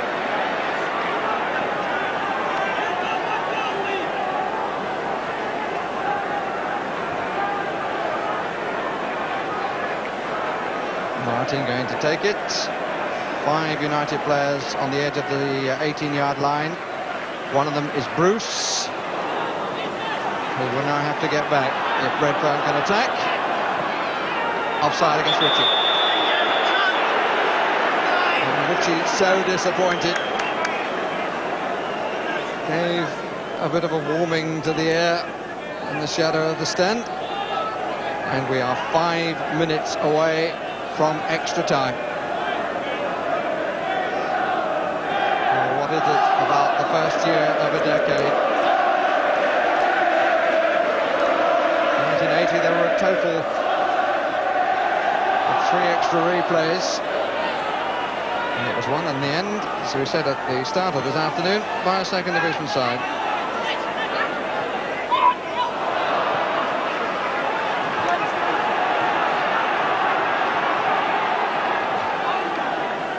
Webb, Gibson, Barrett does well to recover. Oldham, Phelan deciding to meet the challenge early. Marshall is away, Ritchie in the middle, it's going to be played in.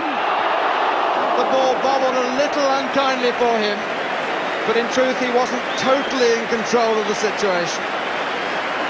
Ritchie wanted the cross, and perhaps he should have been given it. He was under pressure, he waited too long. I think he didn't know about anything or anybody else other than to have a crack at goal, and he left Ritchie without possession. It was a great run. It did Gary Pallister, who's dived in 1 or 2 occasions this afternoon and left it clear. It was on his left foot, which isn't his favourite, and he did get a very nasty bobble just as he went to hit it. It really popped up knee high, and although Andy Ritchie probably thought he should have had it square, he could easily have scored from that position if he'd ever hit it properly. Redfern gets it back.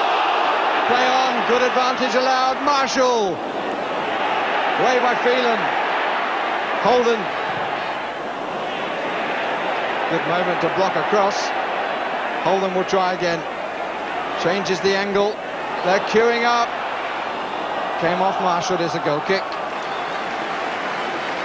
And extra time is now just 3 minutes away.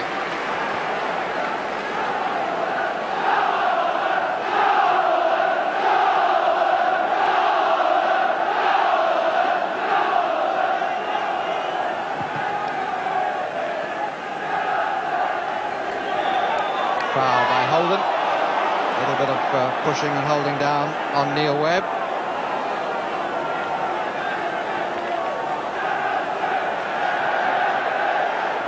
Hughes down the middle. McClare trying to bring Wallace into it. The ball was out. And the former Southampton player, one of the million buys, all of whom have been available today to Alec Ferguson. The little man from Southampton hasn't been able to really get in the match as Alec Ferguson would have wished.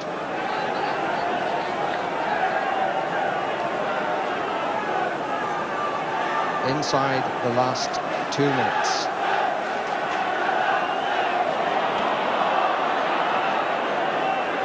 Hughes waits, Gibson is forward, so is Webb. Warhurst just reacted in time. Warhurst once more. This is a good run. He's one of the quickest around.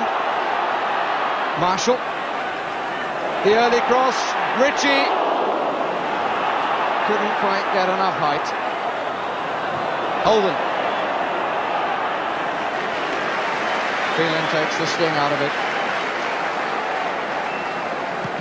Warhurst came from Manchester City on a free transfer back in October '88.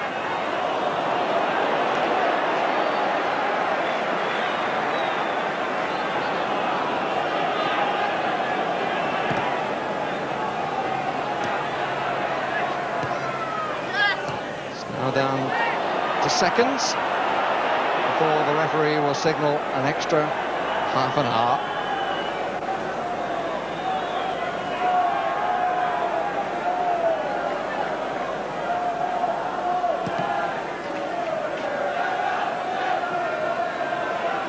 Wallace, Webb,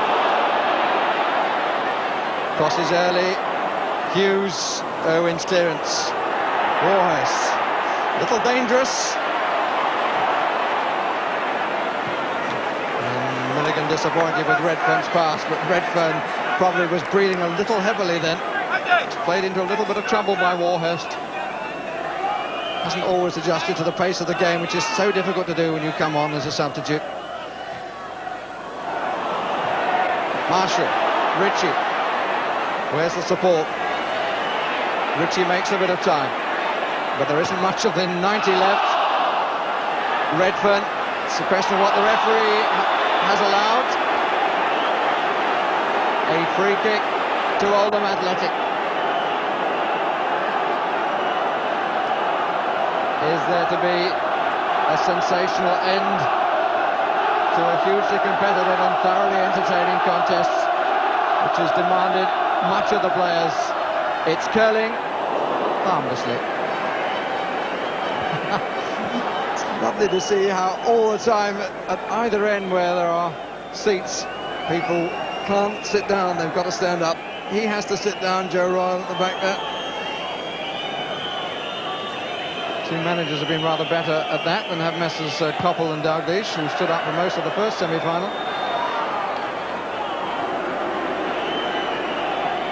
Referee looks over at his two linesmen, who have signalled that 90 minutes is up.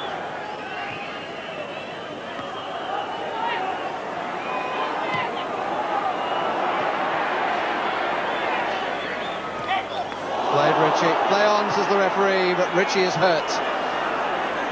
Ince with the header. Still play goes on. And here's Danny Wallace, but the whistle now has gone.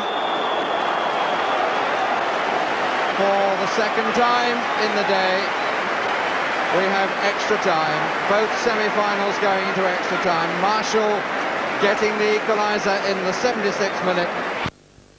Leading up to the World Trevor Booking would agree with that assessment. But tell me, Trevor, when Neil Webb scored, did you think it was going United's way? Well, not after today, really, because here we have Danny Wallace just crosses it to the far. Lee Martin up for once, just floats in. Hallworth comes off, and then Neil Webb gets his head to it.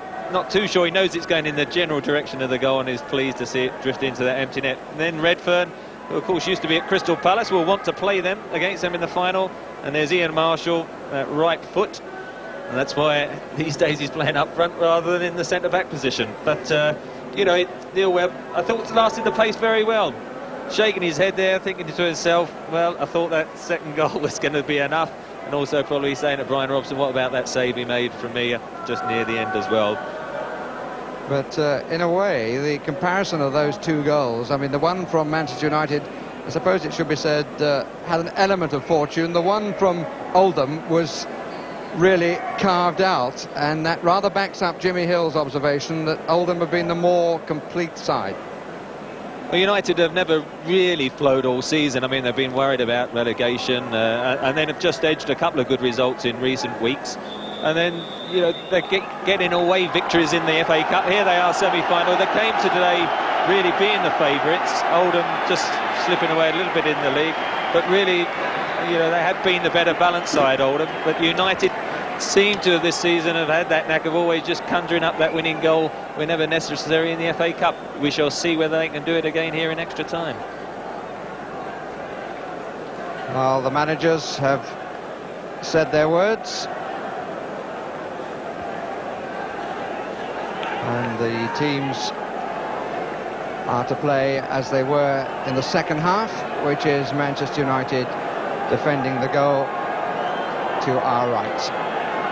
Marshall, whose goal brought about the extra time, and certainly over the 90 minutes Oldham did not deserve to lose. Milligan gets Oldham going again.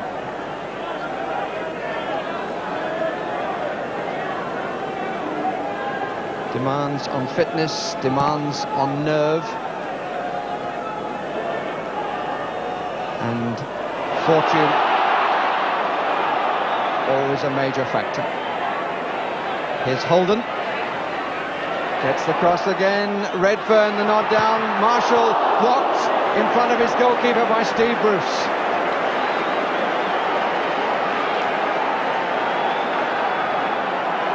Bruce and Leighton were almost in the same boot then.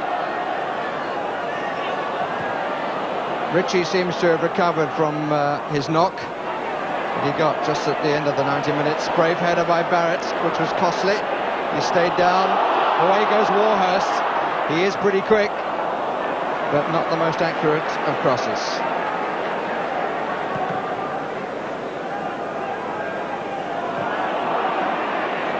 Hughes.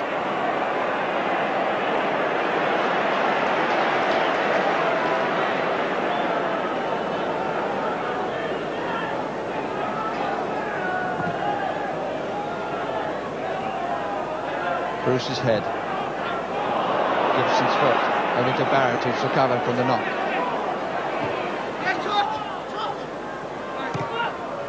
Ritchie. Showed too much. Nicked away by McClare. Useful for Wallace. Test of his pace, now test of his finish. And he's equal to both.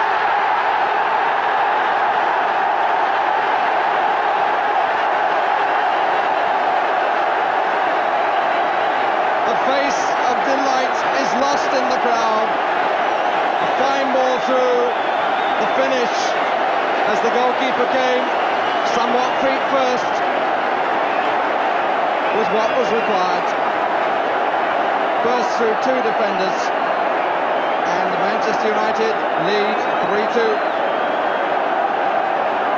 Great ball from Brian McClare. Once again, Oldham trying to hold the line, and Danny Wallace with that extra pace just timed his run perfectly, got through against the goalkeeper, didn't hit the shot that well, he scuffed it a bit, but I'm sure he's not complaining, because once it went past Allward, even though it was going very slowly, it was always going to make the goal. Well, certainly some repayment of £1.2 million. Scored a fine goal at Newcastle, you remember, and has now put United back in front.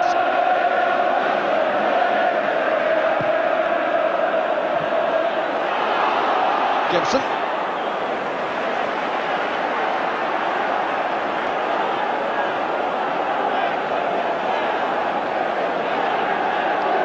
Redfern. Warhurst. Barlow. Not the best of passes by Barlow. Marshall.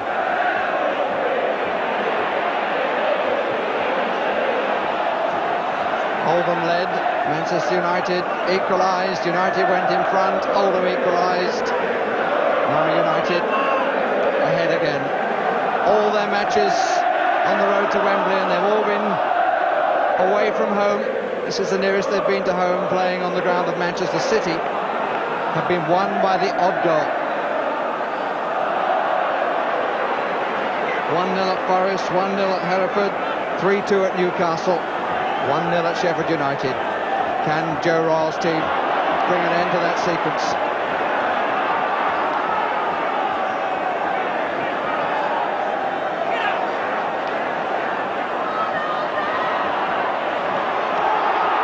Hughes from McClare's pass again. And the free kick could have been given against Hughes, but the referee decides to let play continue, having acknowledged the linesman's signal. Martin. Milligan gets hold of it. Ritchie can't hold it in. And the last card to be played by Oldham Athletic, and it's the former Manchester City player who is to be brought into the fray. Roger Palmer takes over from Andy Ritchie, who battled away all through, took several knocks, only his second game back after a long time out with a groin injury. Like Brian Robson, the demands of the contest in the end proving too much. And here's Palmer's first touch. Holden. Always looked to hold the key at the start. Couldn't even find the door for much of the match, but latterly has had quite an influence. Good challenge.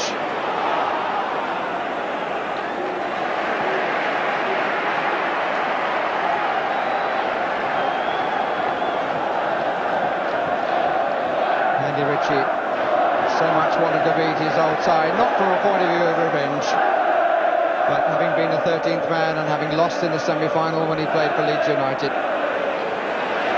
felt that the fate should be kind to him. They might still be, but without him for the rest of this one.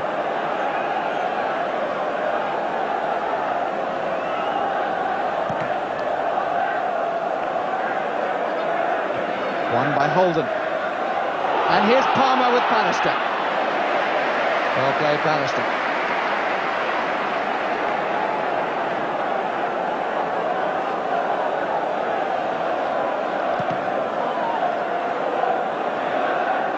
Holden timed his move forward very well indeed. Near Webb.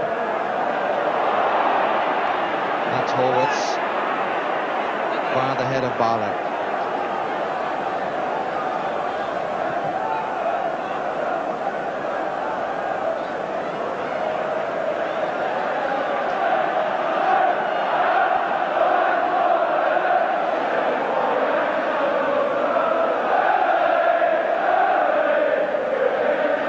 First 7 minutes of the first period of extra time. 15 each way, extra time. Earl Barrett.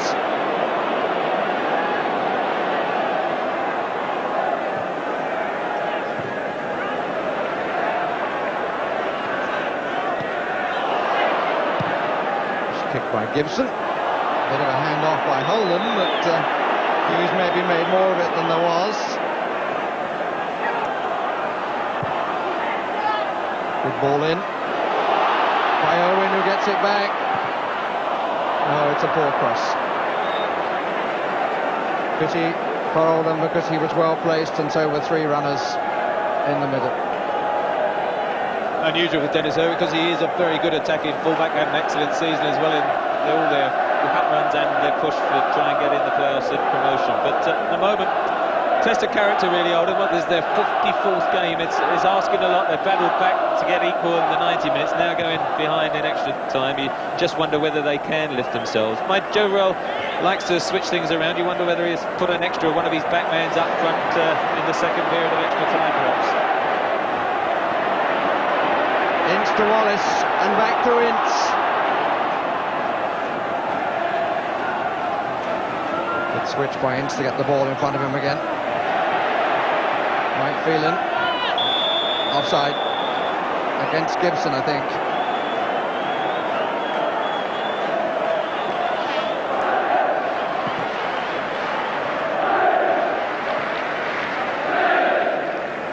Webb's header.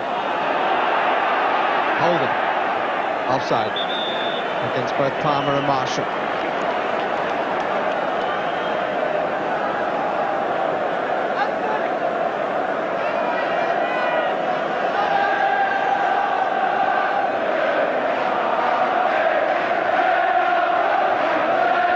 Still the anxiety lingers.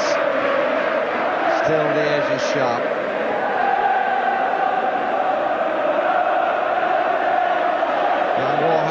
Trying to lift Oldham.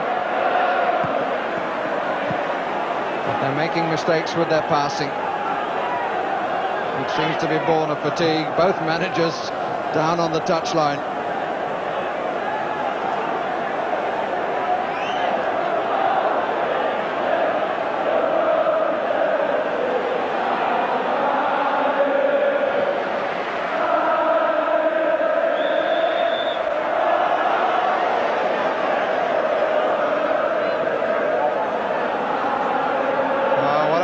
I think Joe Ryle has had one of his wishes come true, because his side has certainly proved to any doubters that they are a very good side and that their success is not down just to the fact that they have a different pitch from other people's. They've played well here, Trevor. Well, I think sometimes they've been unfairly suggested, the artificial pitch, which, when you think back of that unbeaten run, 30-odd games, they did know how to play on it, there's no question. But despite that, they are a very good side. They've proved it today. And in Barrett and Milligan, they've got two players who really are First Division quality. Hold up is because Lee Martin, I think, has a bit of cramp. Well, there's nothing more serious than that. There's Danny Wallace, whose goal divides the teams.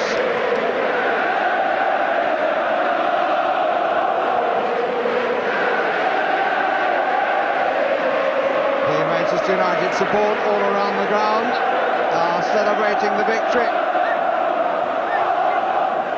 But they should perhaps learn from recent history. Only earlier in the day, Crystal Palace were down 3-2 to Liverpool and won. It's Mark Robbins, the last of the substitutes.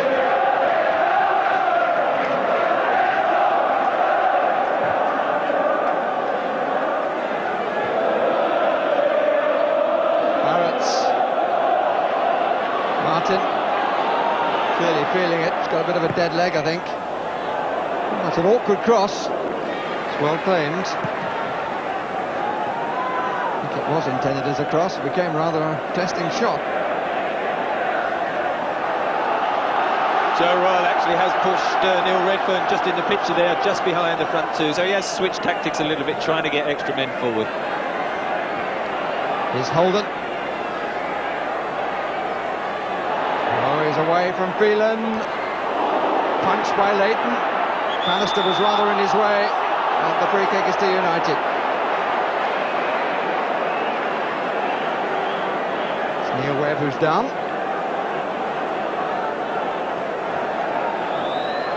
I think it's only cramp again.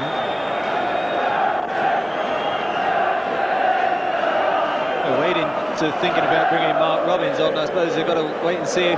Here we can see on this particular cross, didn't quite get his punch. Jim Leighton, there it is, blowing about, and Neil Redfern getting his arm up early, and a free kick. And just, I think as he jumped up, Neil Webb, the pushing off action brought on the cramp. And Alex Ferguson probably saying, how is he, before he decides who comes off, and if Mark Robbins comes off.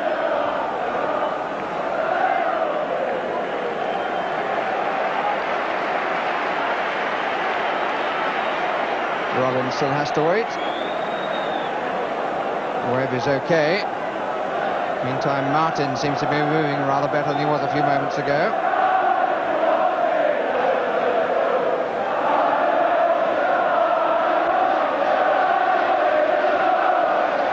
Martin has been pushed a bit forward, with Gibson dropping to his old position at left back.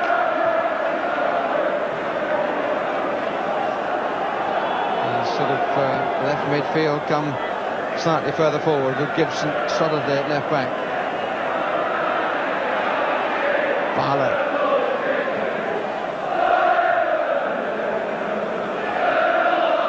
Just got to keep up the quality of their passing, Oldham, which is increasingly difficult as they're playing not only against Manchester United but against time. All cat and mouse at the moment tactically, because Alex Ferguson, seeing Redfern switched, has decided to bring Neil Webb back from his forward position, and you can see him right back, just about thinking about taking that free kick, but he's playing very deep now, doing a marking job himself. Won by Holden. Warhurst to Barlow. A long clearance perhaps from Holworth, who's very capable of them, as Aston Villa know to their cost. Won by Webb. Holden, Redfern. Owen is up in the attack. Milligan, Palmer, Milligan. Nice touch. Redfern, not such a good touch. Still feel that if Oldham were to save themselves, it's this fellow who'll be the supplier. Rick Holden. Appeal for handball, not given. Oh, mistake by Phelan. Ince wins a wrestling match that followed. And Hughes and Holden, free kick. Won't count, even if it had gone in. Holden, I think, found the back of his ankle stepped on, or at least interfered with. And we're almost at half-time and extra time, and Leighton saves his team. Phelan, this is not all over yet.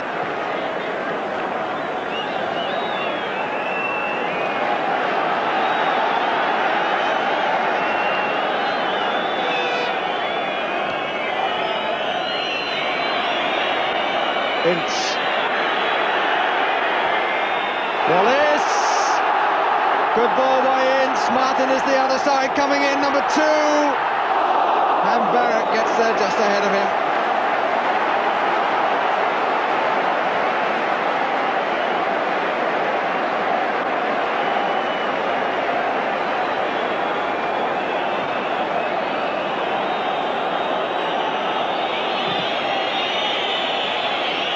Crowd whistling for the half-time whistle of extra time.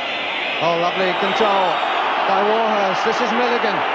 Palmer makes the diagonal run and finds Irwin, who needs a good cross and doesn't get it. Twice he's been well placed, Irwin, and has disappointed himself and his team. Now a third chance. Oh dear. Oh, you feel for him. Well, they say they're coming through, so he's got that one out of his system. Next one, hopefully, will be all right. But Oldham still pushing forward, and certainly Man United. Steve Coppell probably watching this game back home, wondering if he's going to meet his old club, Manchester United, in the final. Can't relax right up to that final whistle. The final substitution is to be made. On comes Mark Robbins, scorer of the goal which started United on the road to Wembley against Nottingham Forest, and he's replaced Lee Martin.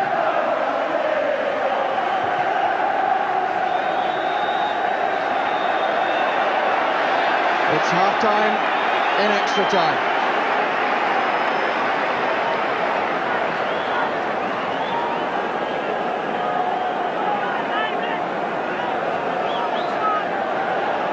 I said, Trevor, it's not all over yet. In spite of the goal that Wallace scored, a fine ball from Brian McClare. Not the cleanest of side foots, but clean enough.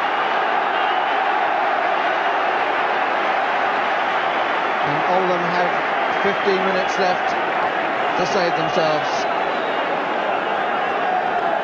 Booked to Wembley already in the Littlewoods Cup.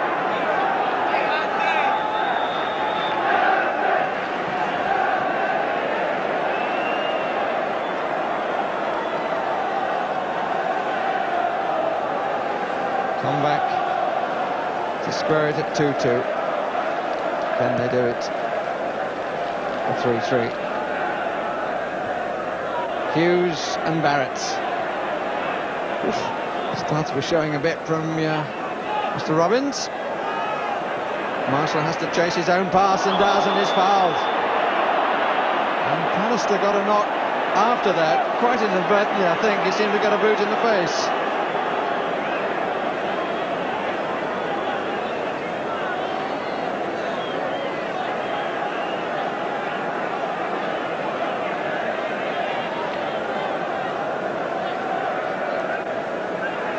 Still out, Gary Pallister, as you say, it takes the time. I think just then he seems to be all right. Then he just must have felt and slumped down, and it must have been a knock because he's still motionless lying there. And of course, a bit worried because Alex Ferguson has just brought Mark Robbins on. Lee Martin was unable to continue, so they haven't got a substitute to replace him. But at the moment, still lying there, smelling salts and everything, not working.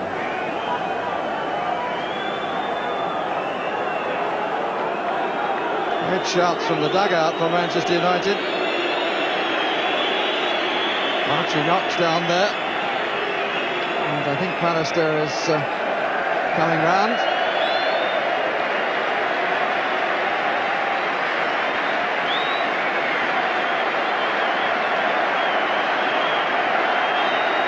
Now Owen, who couldn't find the crosses, can he now find the free kick? Met well by Pallister. That's what you call a good recovery. Milligan. Yes, the space here for Marshall. And Palmer's far side. It's all square again.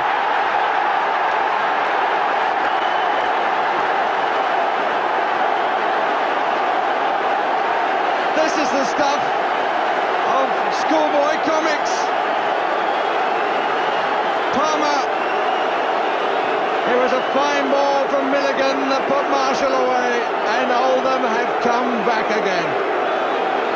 Marvellous stuff.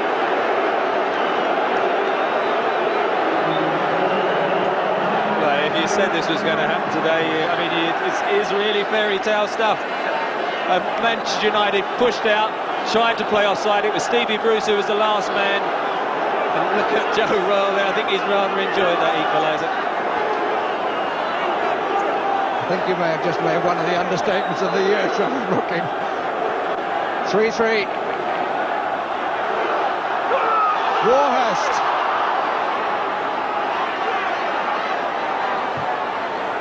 Is the feat of Crystal Palace to be emulated?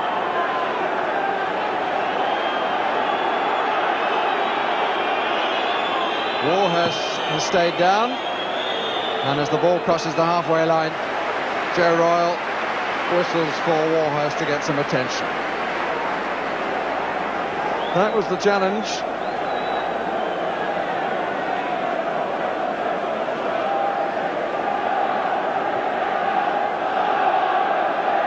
And the noise suddenly starts to grow from the Oldham end. The Manchester United support who are enjoying the sunshine, not enjoying yet another Oldham Athletic comeback. Looks as if he's hurt. Warhurst got it hurt his shoulder as he fell on the hard ground.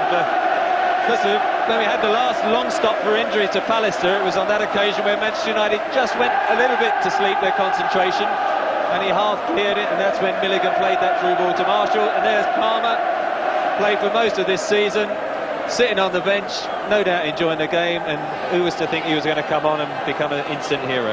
Well, he's their record scorer, and that one will be pretty high on the list of those he's achieved. It was a simple tap-in. The killer ball was the one played by Milligan. It was instantly played through, and it set Marshall away and Palmer to equalise. Warhurst to carry on now.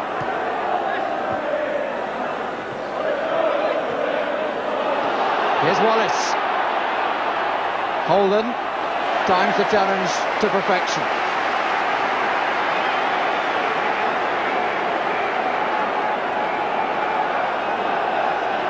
Quite a lot of injury time to be added, but we're inside the last 10 minutes. Not accounting for that. Redfern, Pallister.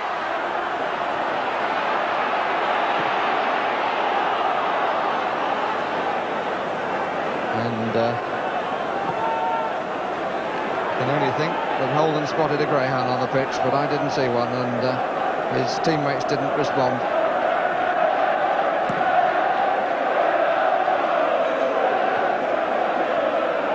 Hughes, good header, Barrett.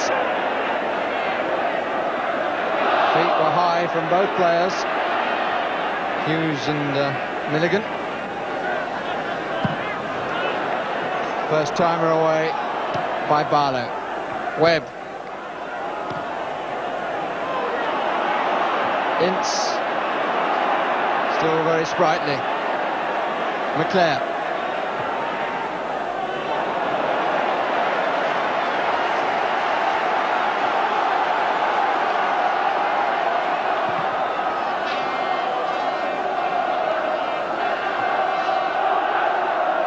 Warhurst. Redfern. Andy Barlow.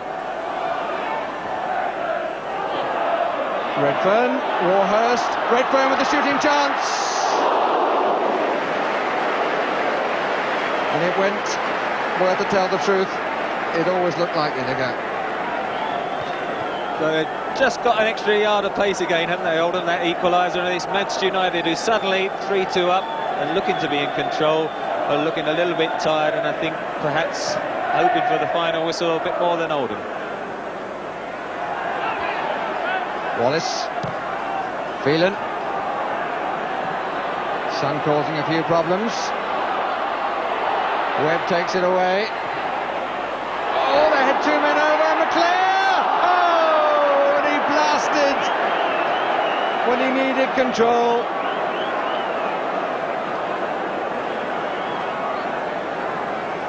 Two United to one Oldham, and then up came McClare. hit it hard, but hit it high.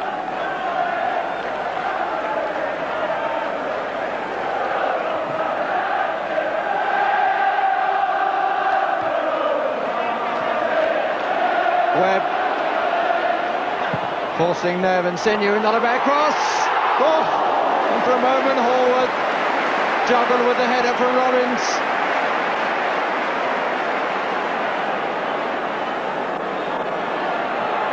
Milligan. The countdown is on 7 and still going. Pallister. Barrett trying to force him wide. Up comes Gibson. Loses to Warhurst.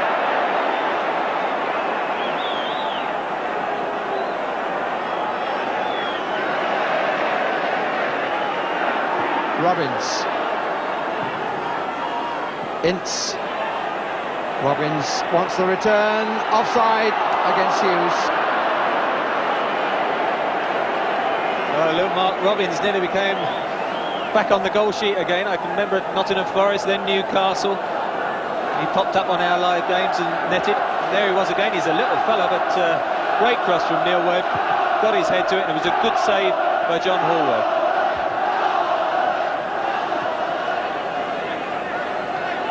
Hughes trying to turn Holden. It's out to Wallace. Robbins is forward, so is Webb.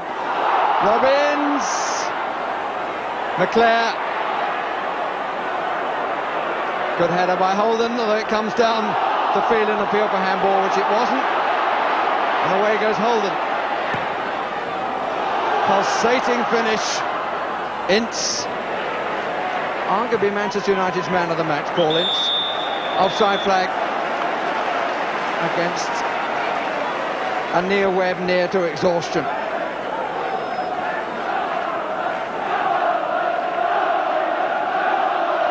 There's a greater confidence in the cry of the Oldham supporters. We're into the last 5 minutes, plus some injury time. It's bobbling around, and Warhurst decided to take a swing.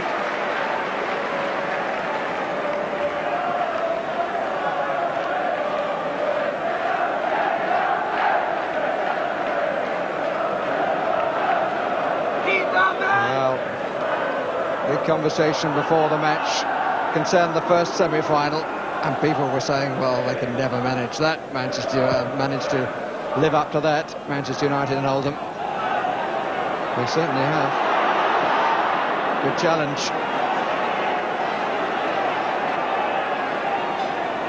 The first semi-final brought decision. Will this without a replay? Owen.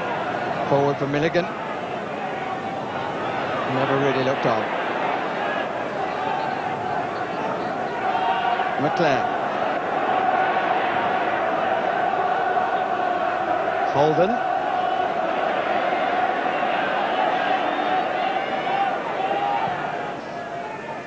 Milligan. Owen. Marshall chasing. Good covering header from Pallister.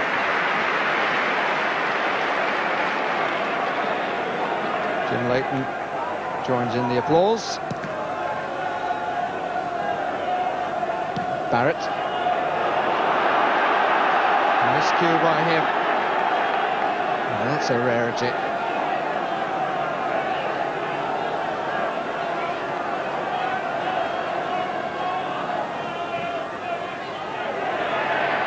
Webb.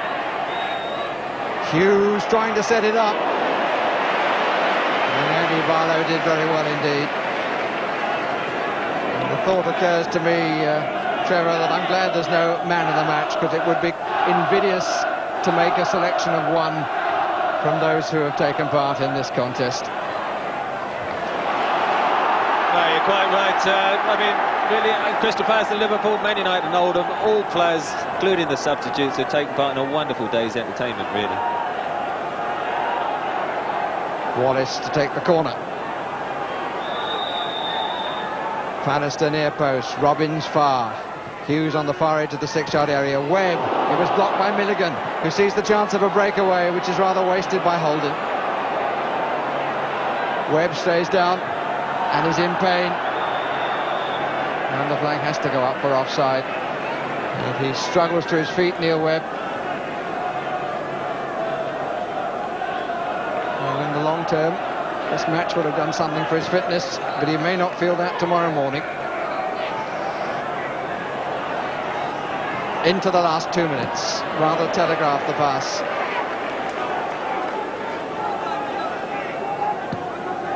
Replay, if there is to be one, will be back here at Main Road on Wednesday evening. Holden with the cross, Marshall far post! It's round the back of the goal. We've seen that move on a few occasions this season. Ricky Holden doesn't have to really get past his man, just gets the angle, whips it in, just a bit too far. Ian Marshall tried to loop the header back towards the far post, just couldn't quite get round it.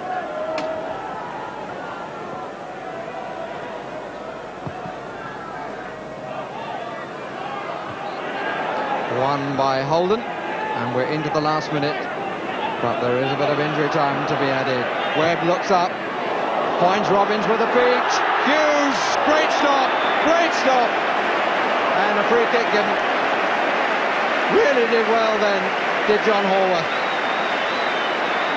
Had to just launch himself and the foot was high, and the free kick is given.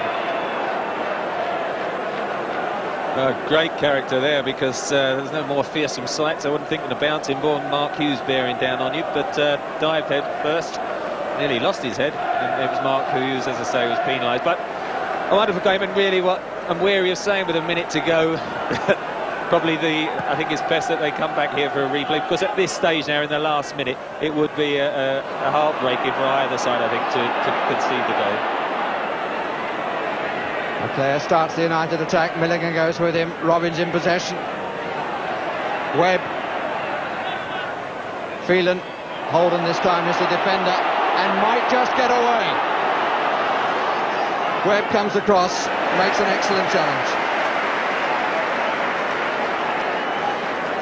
And it's now just a question of what Joe Royle has on his watch. Free kick is to Oldham.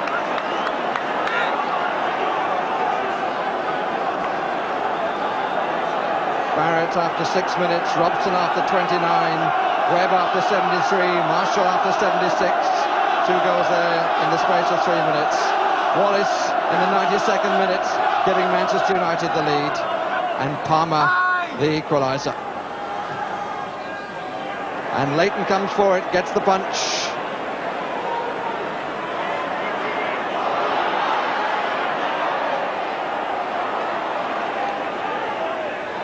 Rick Holden.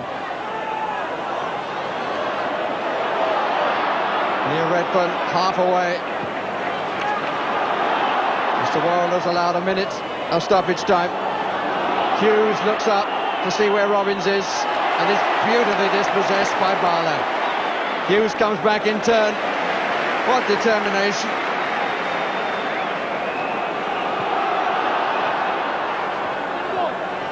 Holden.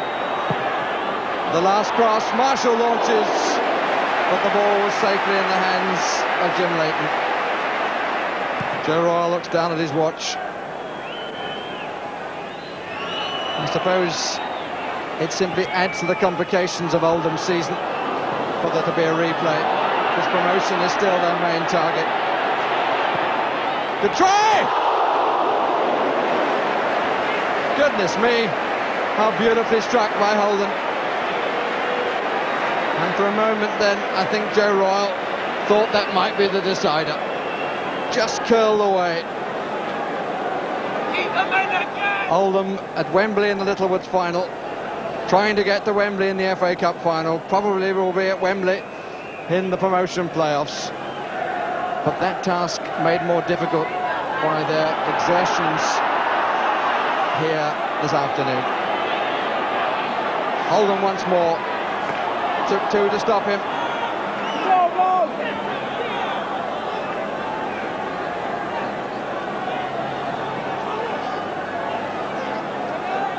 United throw.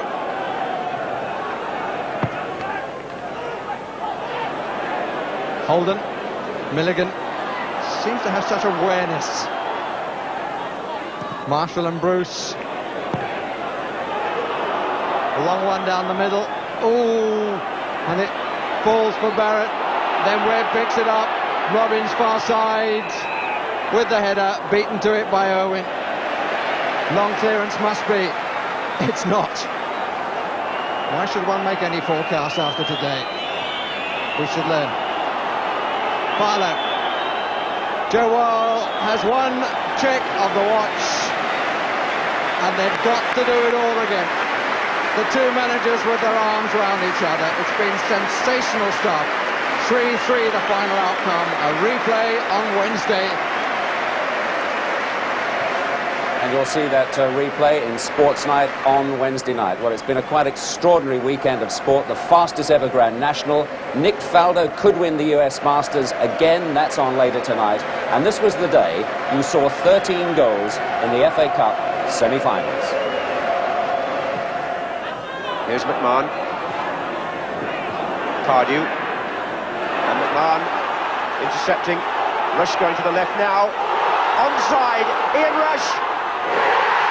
Liverpool take the lead. And Ian Rush, the ace goal scorer, once again makes it look so easy. Well, let's see what Palace can do about it now in the second half as they attack the Holt End here at Villa Park. John Pemberton, a lovely run early on. And a chance for Barber. And Venison. And it's a shot. And it's there by Bright. It's Mark Bright, straight from the kick-off.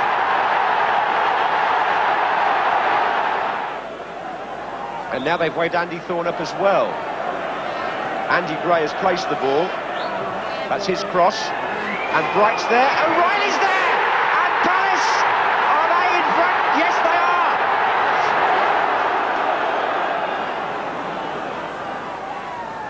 Staunton to Venison. Right across the goal. McMahon! Oh, it's there! It's 2-2! Steve McMahon! Barnes scores. The goalkeeper went the right way, but the kick was true in the corner. And Liverpool lead by 3 goals to 2. Thomas. And Bright's in there. And Thomas! Staunton, Gray! Gray, 3-3! Andy Gray for Palace, they're back in it! Thorne flicked it on, and it's gone in! Pardew! 4-3 Palace!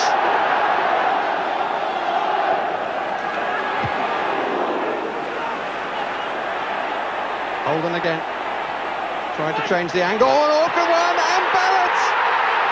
Earl Barrett, the scorer. What a mess for Manchester United. What a delight for Oldham Athletic.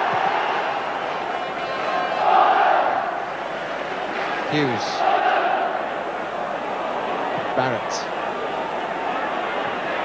Bruce. And Robson! It's 1-1.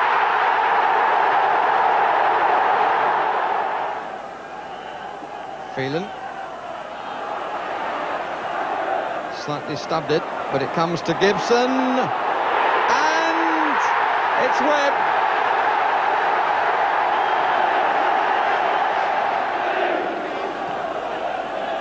Irwin.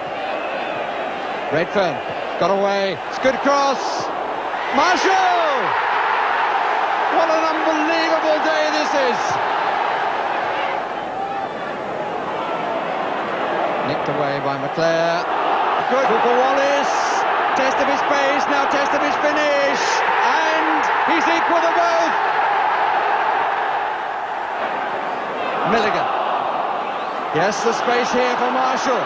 And Palmer's far side. It's all square again.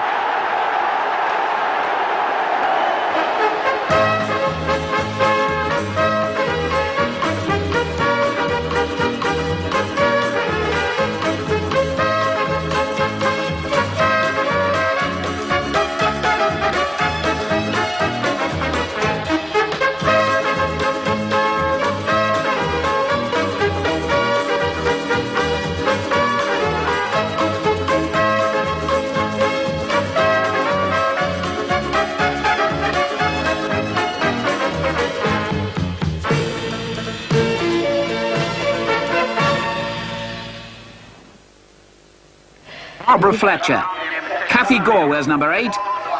Maria Stanton, number 9. At 10, Welsh international Louise Thomas. And 11, Jan Murray. A very experienced Liso lineup this, but so too the Doncaster Belles, and they really are out for revenge here, having lost in the quarter-final on their own ground last season.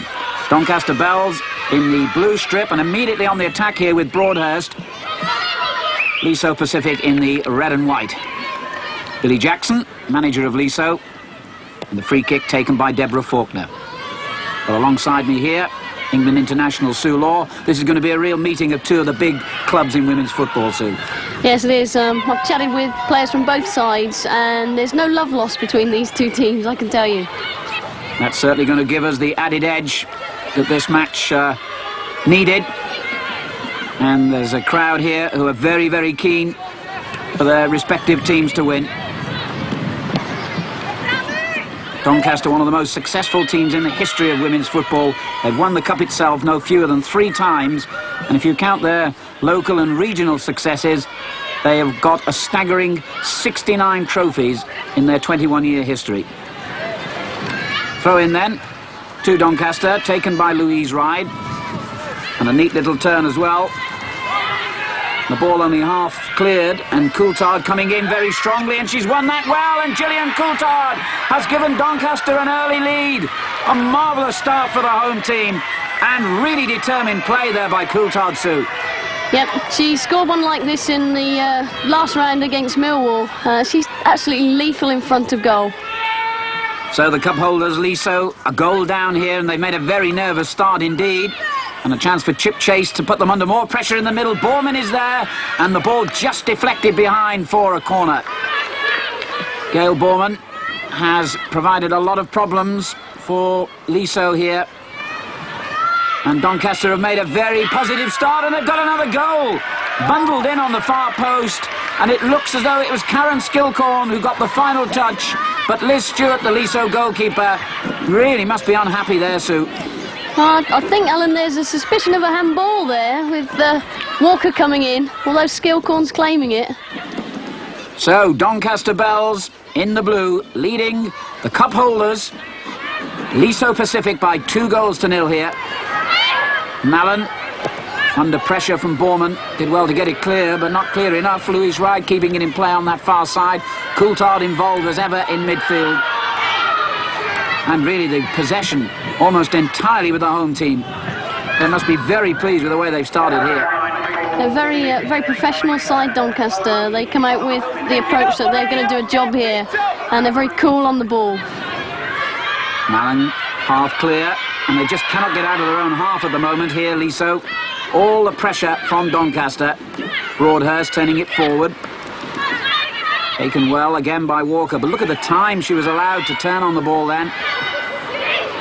And Coulthard, as ever, providing the problems. Well played by Sherrard, and again Stewart just managed to keep it out, and Mallon in the end thumped it behind.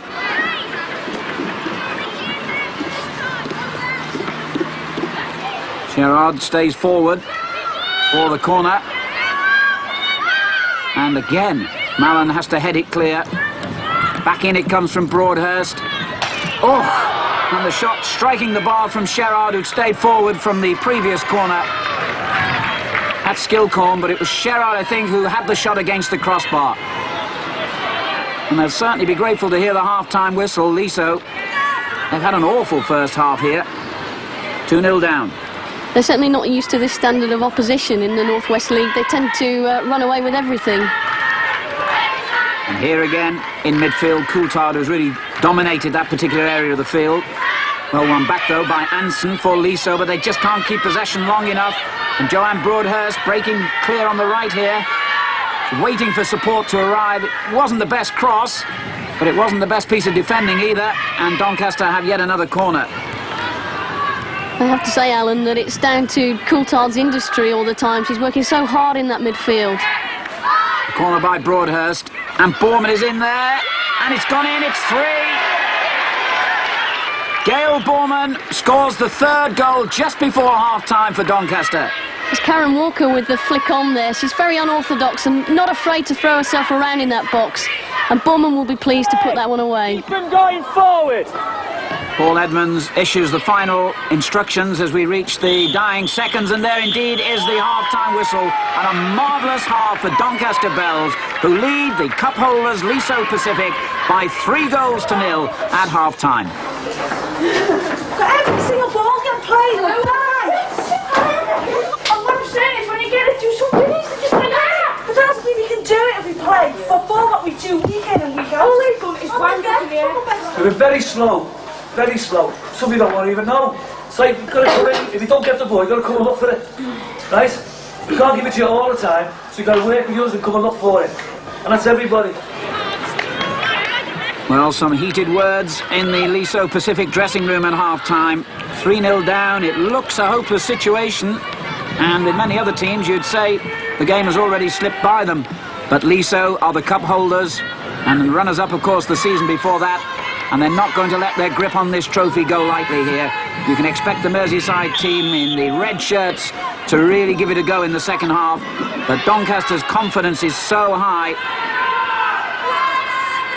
And Liso were 1-0 down in the quarter-final away to Doncaster last year. They're behind again here, but they've got the wind in their favour, and we'll have to see what they can do with it. Mallon using the wind to good effect then, finding Louise Thomas up front, but the service to the front players has been poor really for Liso. That was one of the points they were making in very decisive fashion in the dressing room at half-time. Fletcher turning it forward, a difficult ball for the defenders to judge. But out comes Tracy Davidson, who hasn't been terribly bothered really. The England international with 6 caps. Davidson's one of the most inspirational teammates.